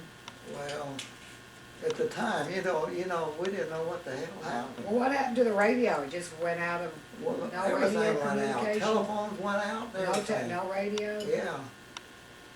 No, the radio went out too. You didn't have any way I to don't know if what radio went out either, Mary, but I know we didn't know about it. Mhm. We didn't know what had happened. We went down, we thought they'd had a big fire downtown. They had it all blocked off. Well, it seemed like somebody told me this, and maybe I'm wrong. I guess this happened back in the 20s where they had two big locomotives. Oh, yeah, well, now And that they was had them straight on the to each Katy other. Railroad up there close to West. Were you that there was- when that happened? Oh, no, that was Oh. before my time. Mary. Oh, okay, it was Yeah, long before you. that was a long time ago, way back, I don't know, must have been close to 1900, early part when they first built that railroad. But they had two And locomotives and they went straight They to had a track. special, the attraction was that it was having excursions, and then the attraction was these two locomotives. And these people got back with these two old engines, and they opened them wide up and jumped off, Yeah, and they ran together, and there was a whole bunch of people got killed by Right. flying pieces of metal. right. Yeah. But that was a big attraction. Yeah, that was the attraction to get them to buy tickets to see it. Good. And they had a lot of people out there. Oh my gosh, Boy, that metal flew every which way. it was something. Yeah, they still, once in a while, you still read about something like that. Read about Yeah. that thing. Yeah, I read, it seemed Uh-huh. it seemed like Pete had said that you were there, or somebody you Oh, knew no. had been there or something. No, I wasn't there. I think that was, well, let's see, railroad became part of that part of the country, I think in 73 or something, 1873. So that must have been before 1900. Well, weren't you at one time invited to go work in Washington DC? Yeah, as a grade yeah, worker in the Treasury Department? they wrote me and asked me if I would be interested. They said they had somebody had put in a application or something for me. It's a guy that used to work at Smith's that went up there that I went over there and took his job from Smith's. And they wanted to know it was during the war and wanted to know if I'd be interested, and they had sent me a blank to fill in. And I wrote back and told them that things were so uncertain that right now that I didn't want to make a change. You didn't I you didn't. didn't seriously consider it then? No, I had thought about going up there. If I had been looking for a job, I would have gone, Yeah, but I was doing all right here. I was making a living, and all those guys that they took up there, they let them out after the war. well, what made you decide to move to Waco? Did you think that was? Well, Mr. Smith used to work for the same man I did, Emerson Engraving Company. When he came down here, and also the sales manager, Mr. Schrock, they came up there and approached me during the war when they were short of help, and I finally decided to come down, and I came down and stayed a year, and I commuted over the weekends back to Fort Worth. I didn't move down, and things got so bad that we couldn't get material, couldn't get copper and steel, So I told Mr. Smith that I didn't think it would. I was unsure about the job, and I was unsure about us staying in business. So I told him I think I'll go back to Fort Worth and work till after the war is over. I said maybe if things get back to normal, maybe I can come back. So after the war, they came up there and approached me. If things get back to normal, maybe I can come back. So after the war, they came up there and approached me again, so I came down to Smith's, and that was 1950, that's when Oh, now, I I thought had it's come down, 49. worked a year, and Oh, I see. communicated over the weekends, you know, Yeah. to Fort Worth. And then after the war, in '48, I came back and went to work for Smith's, and I've been there ever since. Well, how did Tootsie feel about that move? Oh, she hated it. She didn't Oh, want she to move. did. She didn't want to move that far away from her mama. Yeah. But after we moved, she liked it after a certain length of time. But you know how it is when you get used to all your families in a certain town, you hate to move away. That's right. It nearly broke her heart when we moved down there. Well, I guess, But at the last, she was glad. yeah. Oh, I think she liked it. Yeah. Um, People began to leave. Billy Joe left. Billy Joe left when we did. I think about 2 or 3 months before we did. Moved to Midland, and everybody began to get on their own, and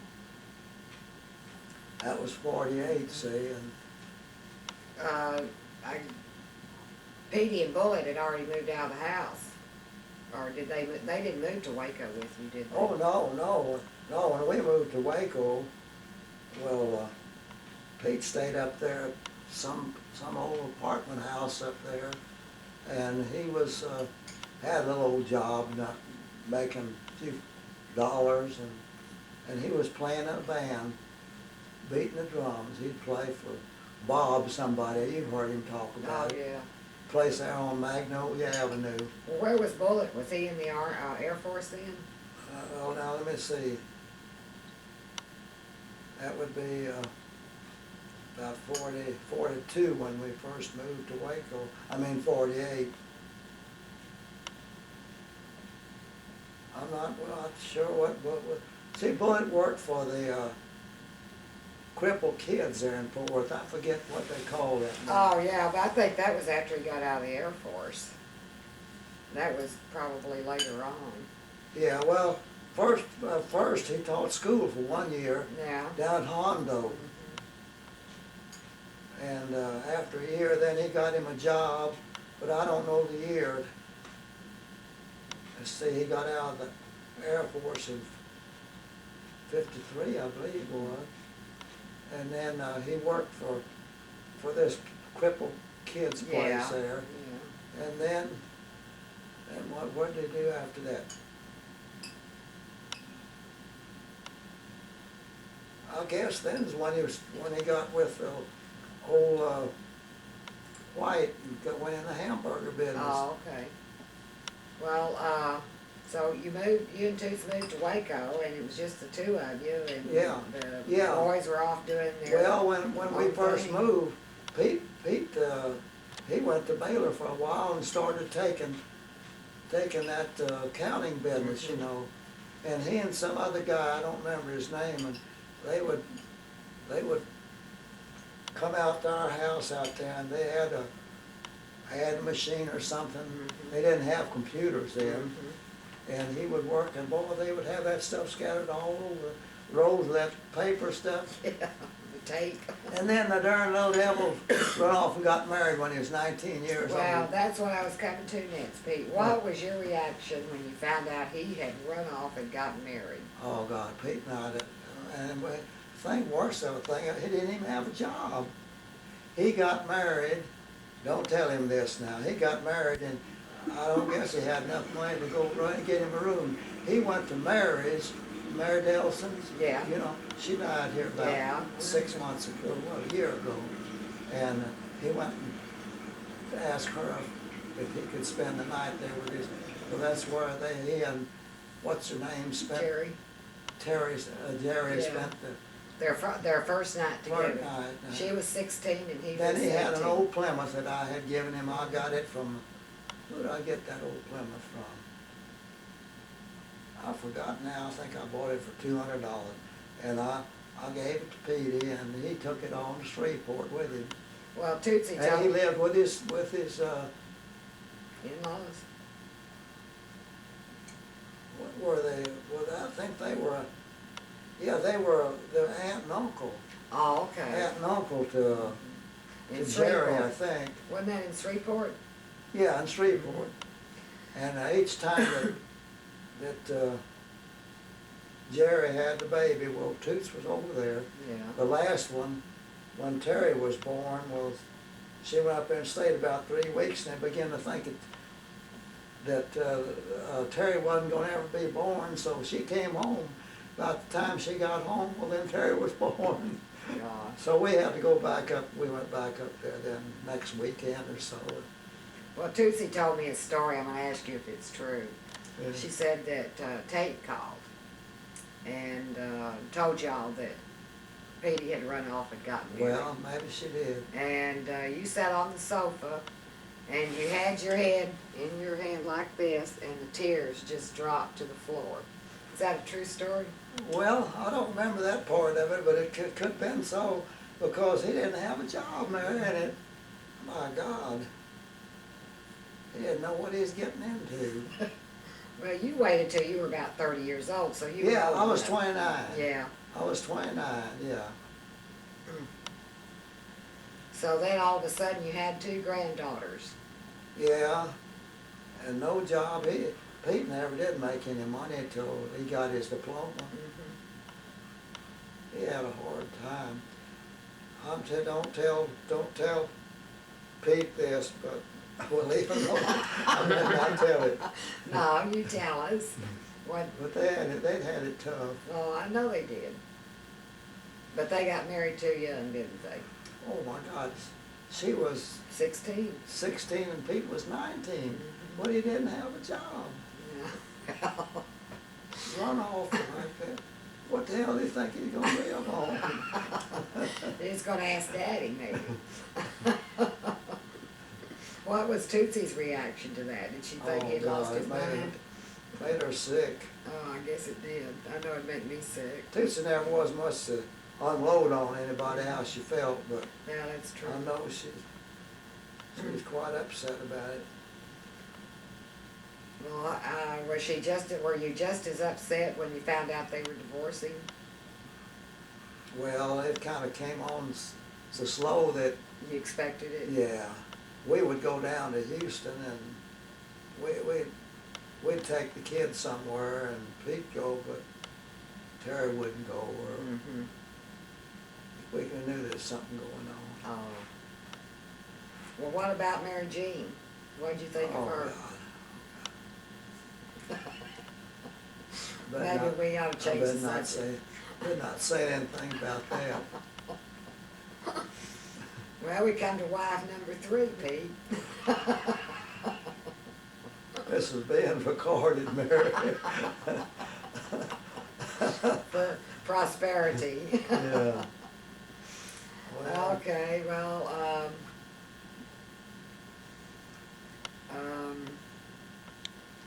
you've been through a depression, yeah.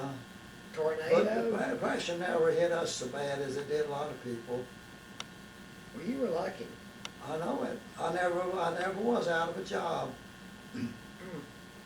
But I never have understood, and we kind of touched on this, and is how you learned how to be an engraver. I would think that's a fairly difficult Well, thing to do. And not so difficult, Mary, when you get with people that, you see how they do it, and of course I wasn't a hotshot engraver now like some of these guys that cuts these plates that money's run off of. show the camera your hands. What happened to your hands, Pete? Well, that happened when I was just a kid, Mary. I was 16 years old when that happened. They don't allow kids now like that these days to work on dangerous machinery. Now, what kind of machinery did that? That was a big old embossing press. And boy, there ain't no stopping it whenever it hits anything. Did you lose all of these fingers in the same day, or was Yeah, no, the 2 times this and this. It happened to you 2 times? 2 times, 2 different times, yeah. When it happened to you when you were 16, 16, yeah. did they rush you to the Well, hospital? I went to the or doctor, didn't go to the hospital. Didn't go to the hospital. What Old they Dr. do? Talbot. He was in a medical art, not medical art, Burke Burnett building. It was only about 3 buildings from where our shop was upstairs. And I just walked up there. Somebody, went with me. Oh, you walked up there? Somebody walked with me. That wasn't Well, that horrendous I pain. got a big old rag put around my hand, And, God, did that hurt, Pete? well, of course, he needled it right quick, And Uh-huh. well, it hurt. Yeah, it hurt every time you dress it. Mm. Hurts like the devil when you dress it. Yeah. Well, were your But they fingers don't still allow, attached they then? don't allow kids now like that young to work on machinery. That was before they got that law they call that Oh, the, Child Labor Act. uh-huh. That was before that was ever invoked. Well, when that happened, did the doctor have to cut off the mashed fingers? No, it just mashed them off, Mary. There So wasn't when you nothing- picked your hand up off the press, the wasn't fingers nothing there stayed but a little there? piece of bone. Is that right?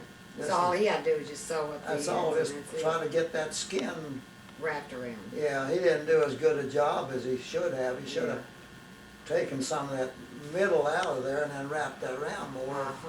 Got a little bit cleaner job, see, but that's been a long time Yeah. ago. That was back in, it'd be 1960, and hell, doctors didn't know anything then. Good All night. they knew was castor oil, and I don't think they even had aspirin, did they? Did you go back to work right away after that? No, happened? it was about 2 months before I 2 went back months. to work.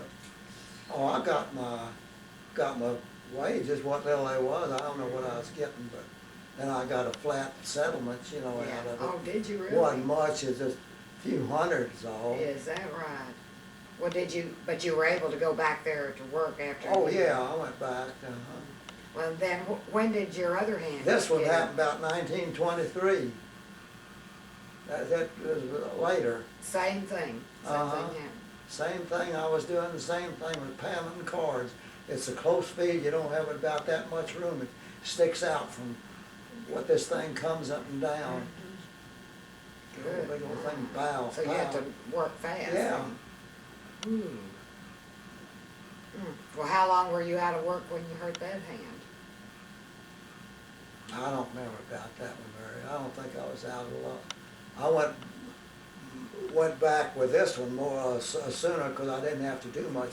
Maybe just stand around, Yeah. Good night. And Tootsie worked in an airplane Well, factory, she didn't didn't work a long time.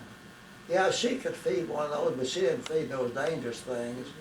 She fed school invitations, big sheets, Oh, when they're unfolded. Well, well, didn't she work in an she airplane she was a factory? machine operator, pantograph operator. They had master plates and they had like A, B, C, D, and you'd follow that with a little needle and a thing, pantograph thing, and it had an arm up here and it would trace it off on a plate up here. Hmm. It's kind of hard to explain to you, but But you, it would reduce it, and also your letter here was maybe about, like your A would be about that tall, yeah, and it would do it up there about that tall, Oh, I just see. type yeah. size, and you have different styles to trace here, and it would take it off Oh, up I there. see. Hmm.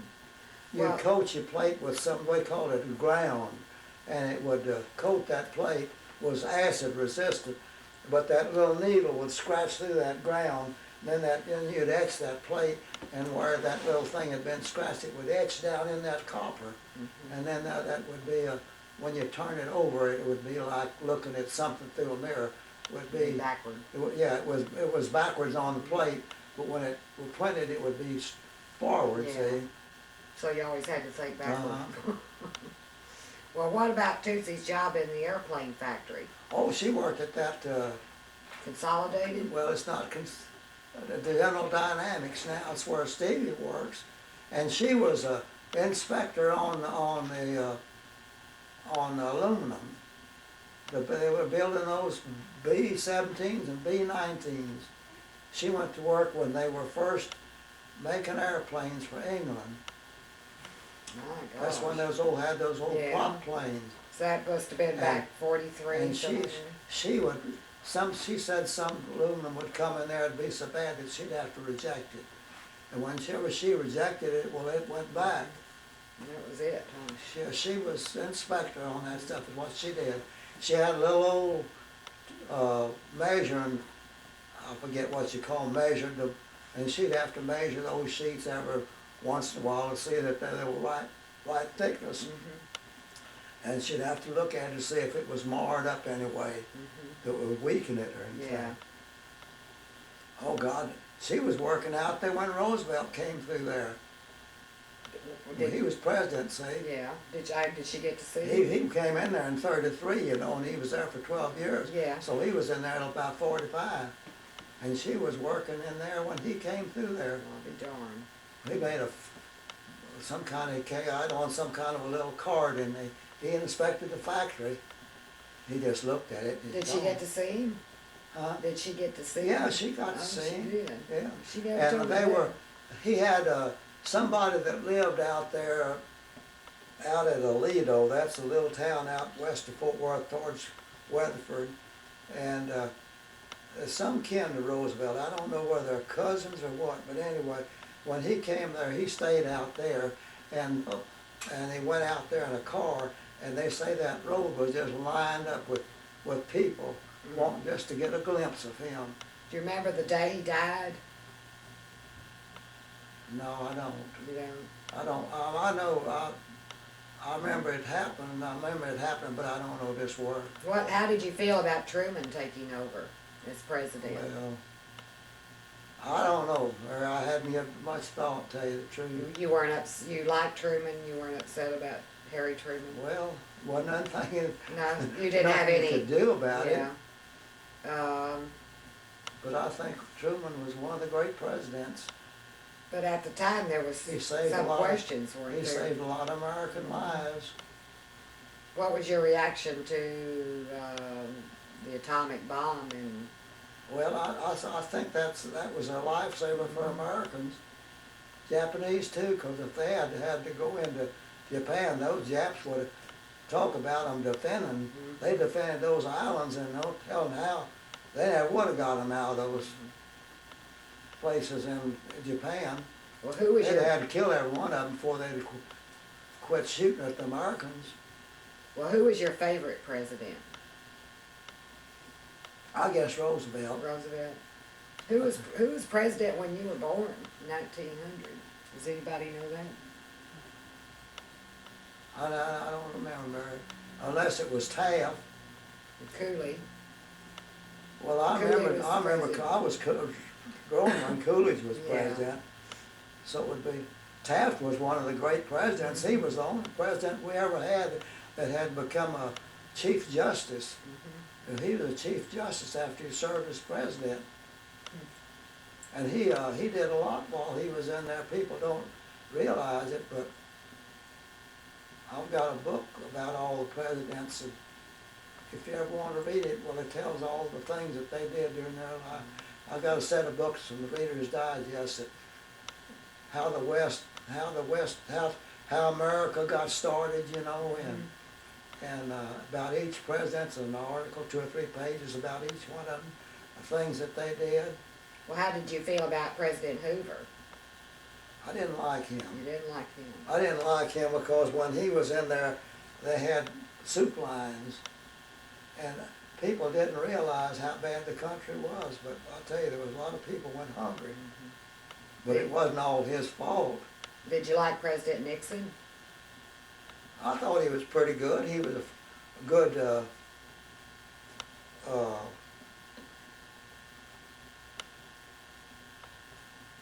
foreign, what would you call it, foreign? Oh, yeah. He was good on foreign affairs. Foreign, yeah. What about Carter? Yeah, I didn't like Carter. But I think Carter did a whole lot when he got Egypt and Israel Together. at peace. Mhm. I think he did a good job on that. So your favorite, you'd have to say, would be Roosevelt, and your I think so, Roosevelt, and then probably Carter, I guess. would be Kennedy. No, I didn't. I don't think so. Kennedy did pretty good. He handled that Cuban deal pretty good. Where were you when Kennedy was shot? I was, let's see, what year was it he was shot? 1963. Darn if I know where I was, 63. I was in Waco, but I don't remember what I was doing when he got shot. I remember at first when he got shot, we didn't know exactly how bad it was. And then they came out that he had died, and then it was kind of But you sad. don't remember hearing the news No. for the first time? But I think they've run it into the ground though about, His Bringing up that- assassination? yeah, well, like that Warren Commission that they investigated all that thing, and now they want to do it and investigate it again. Yeah. Well, I guess will always be questions and. They'll never bring him back, so Yeah, what good does it do? what, they've tried twice to settle it, and they couldn't get any assurance any way it went. Well, Pete, if you were to divide your life into 4 parts, which one of those 4 parts would you say is your favorite? I don't know, I think right now it's about as interesting as any of them. You've enjoyed the The last past, 20 since years? the turn of the century, I think it's made more wonderful inventions and medically and mechanically and, Well, I'm talking about you personally and your own happiness. well, Would it be of course, I guess, 40s, 50s, or the 60s to 80s? And along 40s and 50s, I guess, maybe. you had more personal enjoyment Yeah. during that period? It's when I had more fun, I guess, Yeah. with your family and seeing your kids grow up. I was so happy when you all were doing so good, you know, and things. And I told Pete and Bullet both, I said, I'm glad that I'll live to see you all doing good. You did a good job, didn't you? Yeah, Pete? I told them You both did that. I said, so. I'm so glad to see that you all have been as successful, been a success in life, and that you got things where you can kind of live like you want to now. Well, Toots was kind of proud of him, I wasn't know, yeah. Well, I was. I told both Pete and Bullet. But you enjoyed raising the 2 boys? You Yeah, had I a good think- time during that? I think Toots did a good job on That fly swatter worked, didn't it, Yeah. Pete? them. And you know what? I don't think Pete has spit at the table since you smacked him. Well, Of course, we've got, he was just being a little boy, and his I temper know flew it. off. so did yours. Well, I wanted to impress him. Yeah, I think you did. Of course, we have his twin here at the house now, I his guess, shadow. yeah, I guess our growing up with our kids, with Pete and Bullet, was about as much pleasure and fun as any family's ever had. Then after they move out, well, then I you think- start wondering what happens next. I think we raised 2 good boys, and I have to see you all doing good. You did a good job, didn't Yeah, you? Pete? I told them You both did that. I said, so. I'm so glad to see that you all have been as successful, been a success in life, and that you got things where you can kind of live like you want to now. Well, Toots was kind of proud of him, I wasn't she? know, yeah. Well, I was. I told both Pete and Bullet. But you enjoyed raising the 2 boys? You Yeah, had I a good think- time during I that? think Tootsie did a good job on That fly swatter worked, didn't Yeah. it, Pete? them. And you know what? I don't think Pete has spit at the table since you smacked him. Well, Of course, we've got, he was just being a little boy, and his I temper know flew it. off. so did yours. Well, I wanted to impress him. Yeah, I think you did. Of course, we have his twin here at the house now, I his guess, shadow. yeah, I guess our growing up with our kids with Pete and Bullet was about as much pleasure and fun as any family's ever had.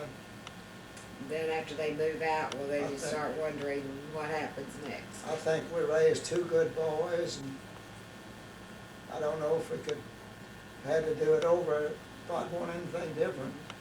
Wait, I meant to ask you about the circumstances of you adopting Bullet. How did that come about? Well, when Bullet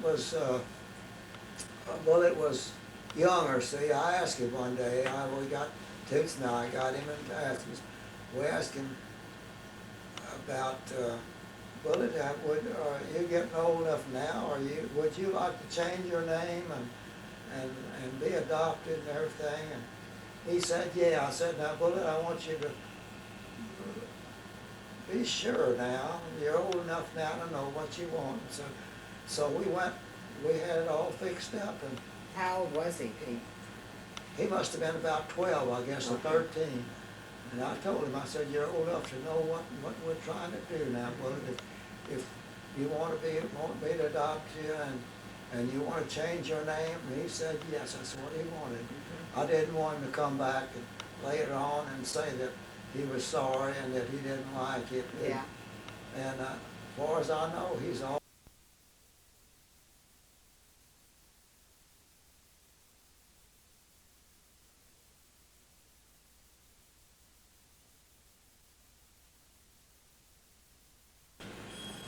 Tape, and we're gonna start in this one here. And I guess, Are we on now? yeah. I forgot to ask you, you told me about meeting Toots at the engraving place, and I just wondered what your reaction to her was when you first saw her that day. Well, when I first met Toots, she came to work up there, Stafford's, and to me, right then, it was just like any other person. But anyway, we got to going around places and going swimming, and she just seemed to be have such a personality that she's likable, could do everything. Was she pretty? Huh? Was she pretty? Oh yeah, Tootsie was pretty. She was pretty, and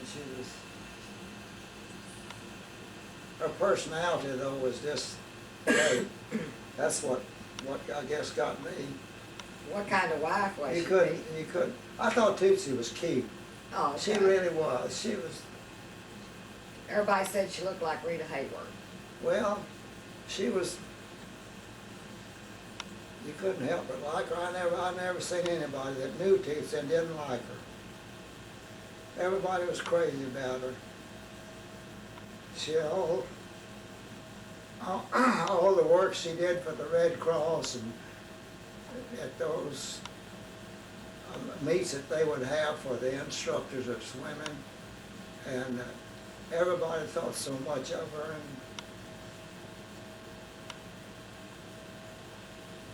What kind of wife was she, Pete? oh, she was a good wife. She get up every morning and fix your breakfast? Oh yeah, she would. Couldn't ask for anything better. Yeah, she was real. I don't know how anybody could ask for anything better than to have somebody like Toots to love you and do things for you. Well, she told me that when she'd go off to camp, she would cook in the kitchen for 3 days, fixing your I know meals. she would cook it, put it in the ice box and freeze them, and I would, most generally, I would go up to these camps every Sunday where she was with all these crippled children. And I don't guess that anybody that's ever done any more for crippled children than she had. She'd carry those little old muscular dystrophy kids around that some big old boy couldn't carry. she'd go out there in that swimming pool and hold them, keep them from drowning, keep their head out of the water. And they just loved her. What kind of mama was she? Well, she was a good mama. She was a She tough was mama good- too, wasn't Good she? mama and a good wife. She was just, yeah. Well, what was, She was real thoughtful. There ain't nothing she couldn't do. she took good care of Tate too, didn't she? Oh my God, yeah, she loved her family. No one ever loved their family any more than she did. Her papa and her mama, everybody, all her sisters and brothers, every one of them got just as much love as anyone could get from her. Well, the first time that you saw Little Bullet, what was your impression of him? Well, first time I saw Little Bullet, I thought he was cute. He was such a sweet little boy. He was living with Tate at the time. He was 3 years old, and I'd go there and get Tootsie, and we'd go to a show or go somewhere, and she'd get him and leave him there with Tate. And he was always right at home there. He'd never cry to go with us or anything. I think to him, Tate was more like his mother than Tootsie was. Is Tootsie that was just right? more like a girl to him Yeah. than a mother. But I love Bullet. Bullet's all his life, he's been such a swell person. I can remember when I kind of choke up when I think about this. When he was a little boy, when we first got married, he was a golf enthusiast. He had a little golf club, and we'd take him to these driving ranges, and he'd hit those little balls.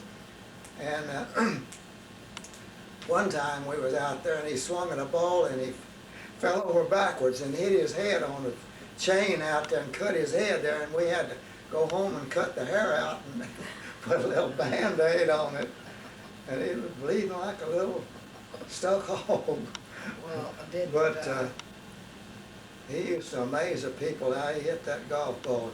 And I'd come home from work lots of nights, he'd be out in the yard playing that golf ball, and he couldn't find it. We have an old rock pile out there in the yard. It was all these old limestone rocks, and he'd hit that ball, and sometimes I'd get in those rocks, and he couldn't find it. When I'd get home, well, he'd ask me to find his golf ball. Well, I'd find it for him, and he thought, boy, I must have some eyes to find that ball. I could find it right quick for him, and he'd look and look and never could find it. But anyway, he was something else. He still is. He's still a fine boy, fine young man. And how was Petey as a son? Well, of course, Petey's a little bit different. Petey's, there's nothing wrong with Petey. He's just like, he's got a lot of toots in him, I'm telling you. Nothing he wouldn't do for you. He's got more ability and more determination than anybody I ever saw. I think he's knows how to raise a family.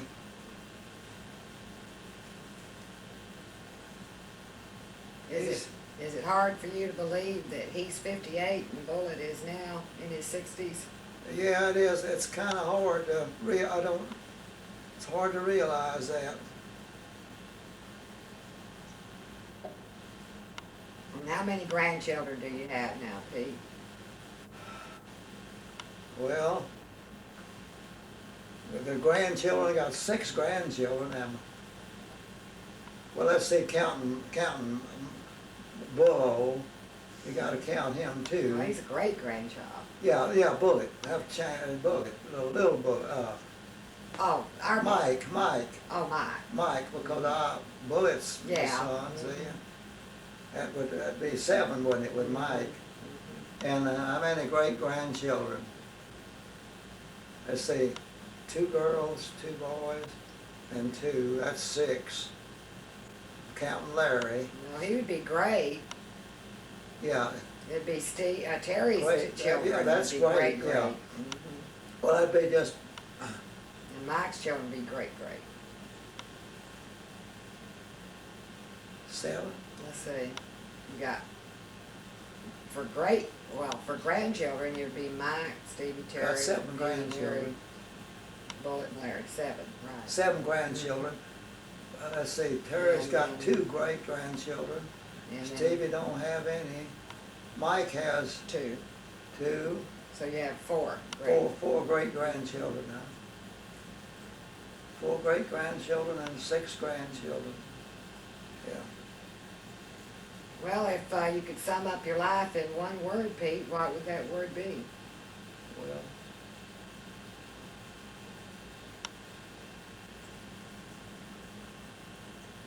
I guess happiness, I guess. What else is there? Well, I think you've been fortunate in most of your life. You've had a good family life, Yeah, good a good children, family life and always happiness, that's employed. what makes happiness. We did a good job, didn't Yeah. we? You forgot to turn the Are light you on. through? I'd like to Or it's say not one working. more thing. Can I Oh, say? yeah. Yeah. It's all over all over Larry? No, Okay. go ahead. Huh? Go ahead.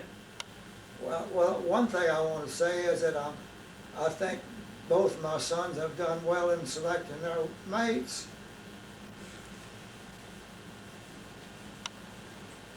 I'm so happy to see that they have happiness in their families, and I think they've done well.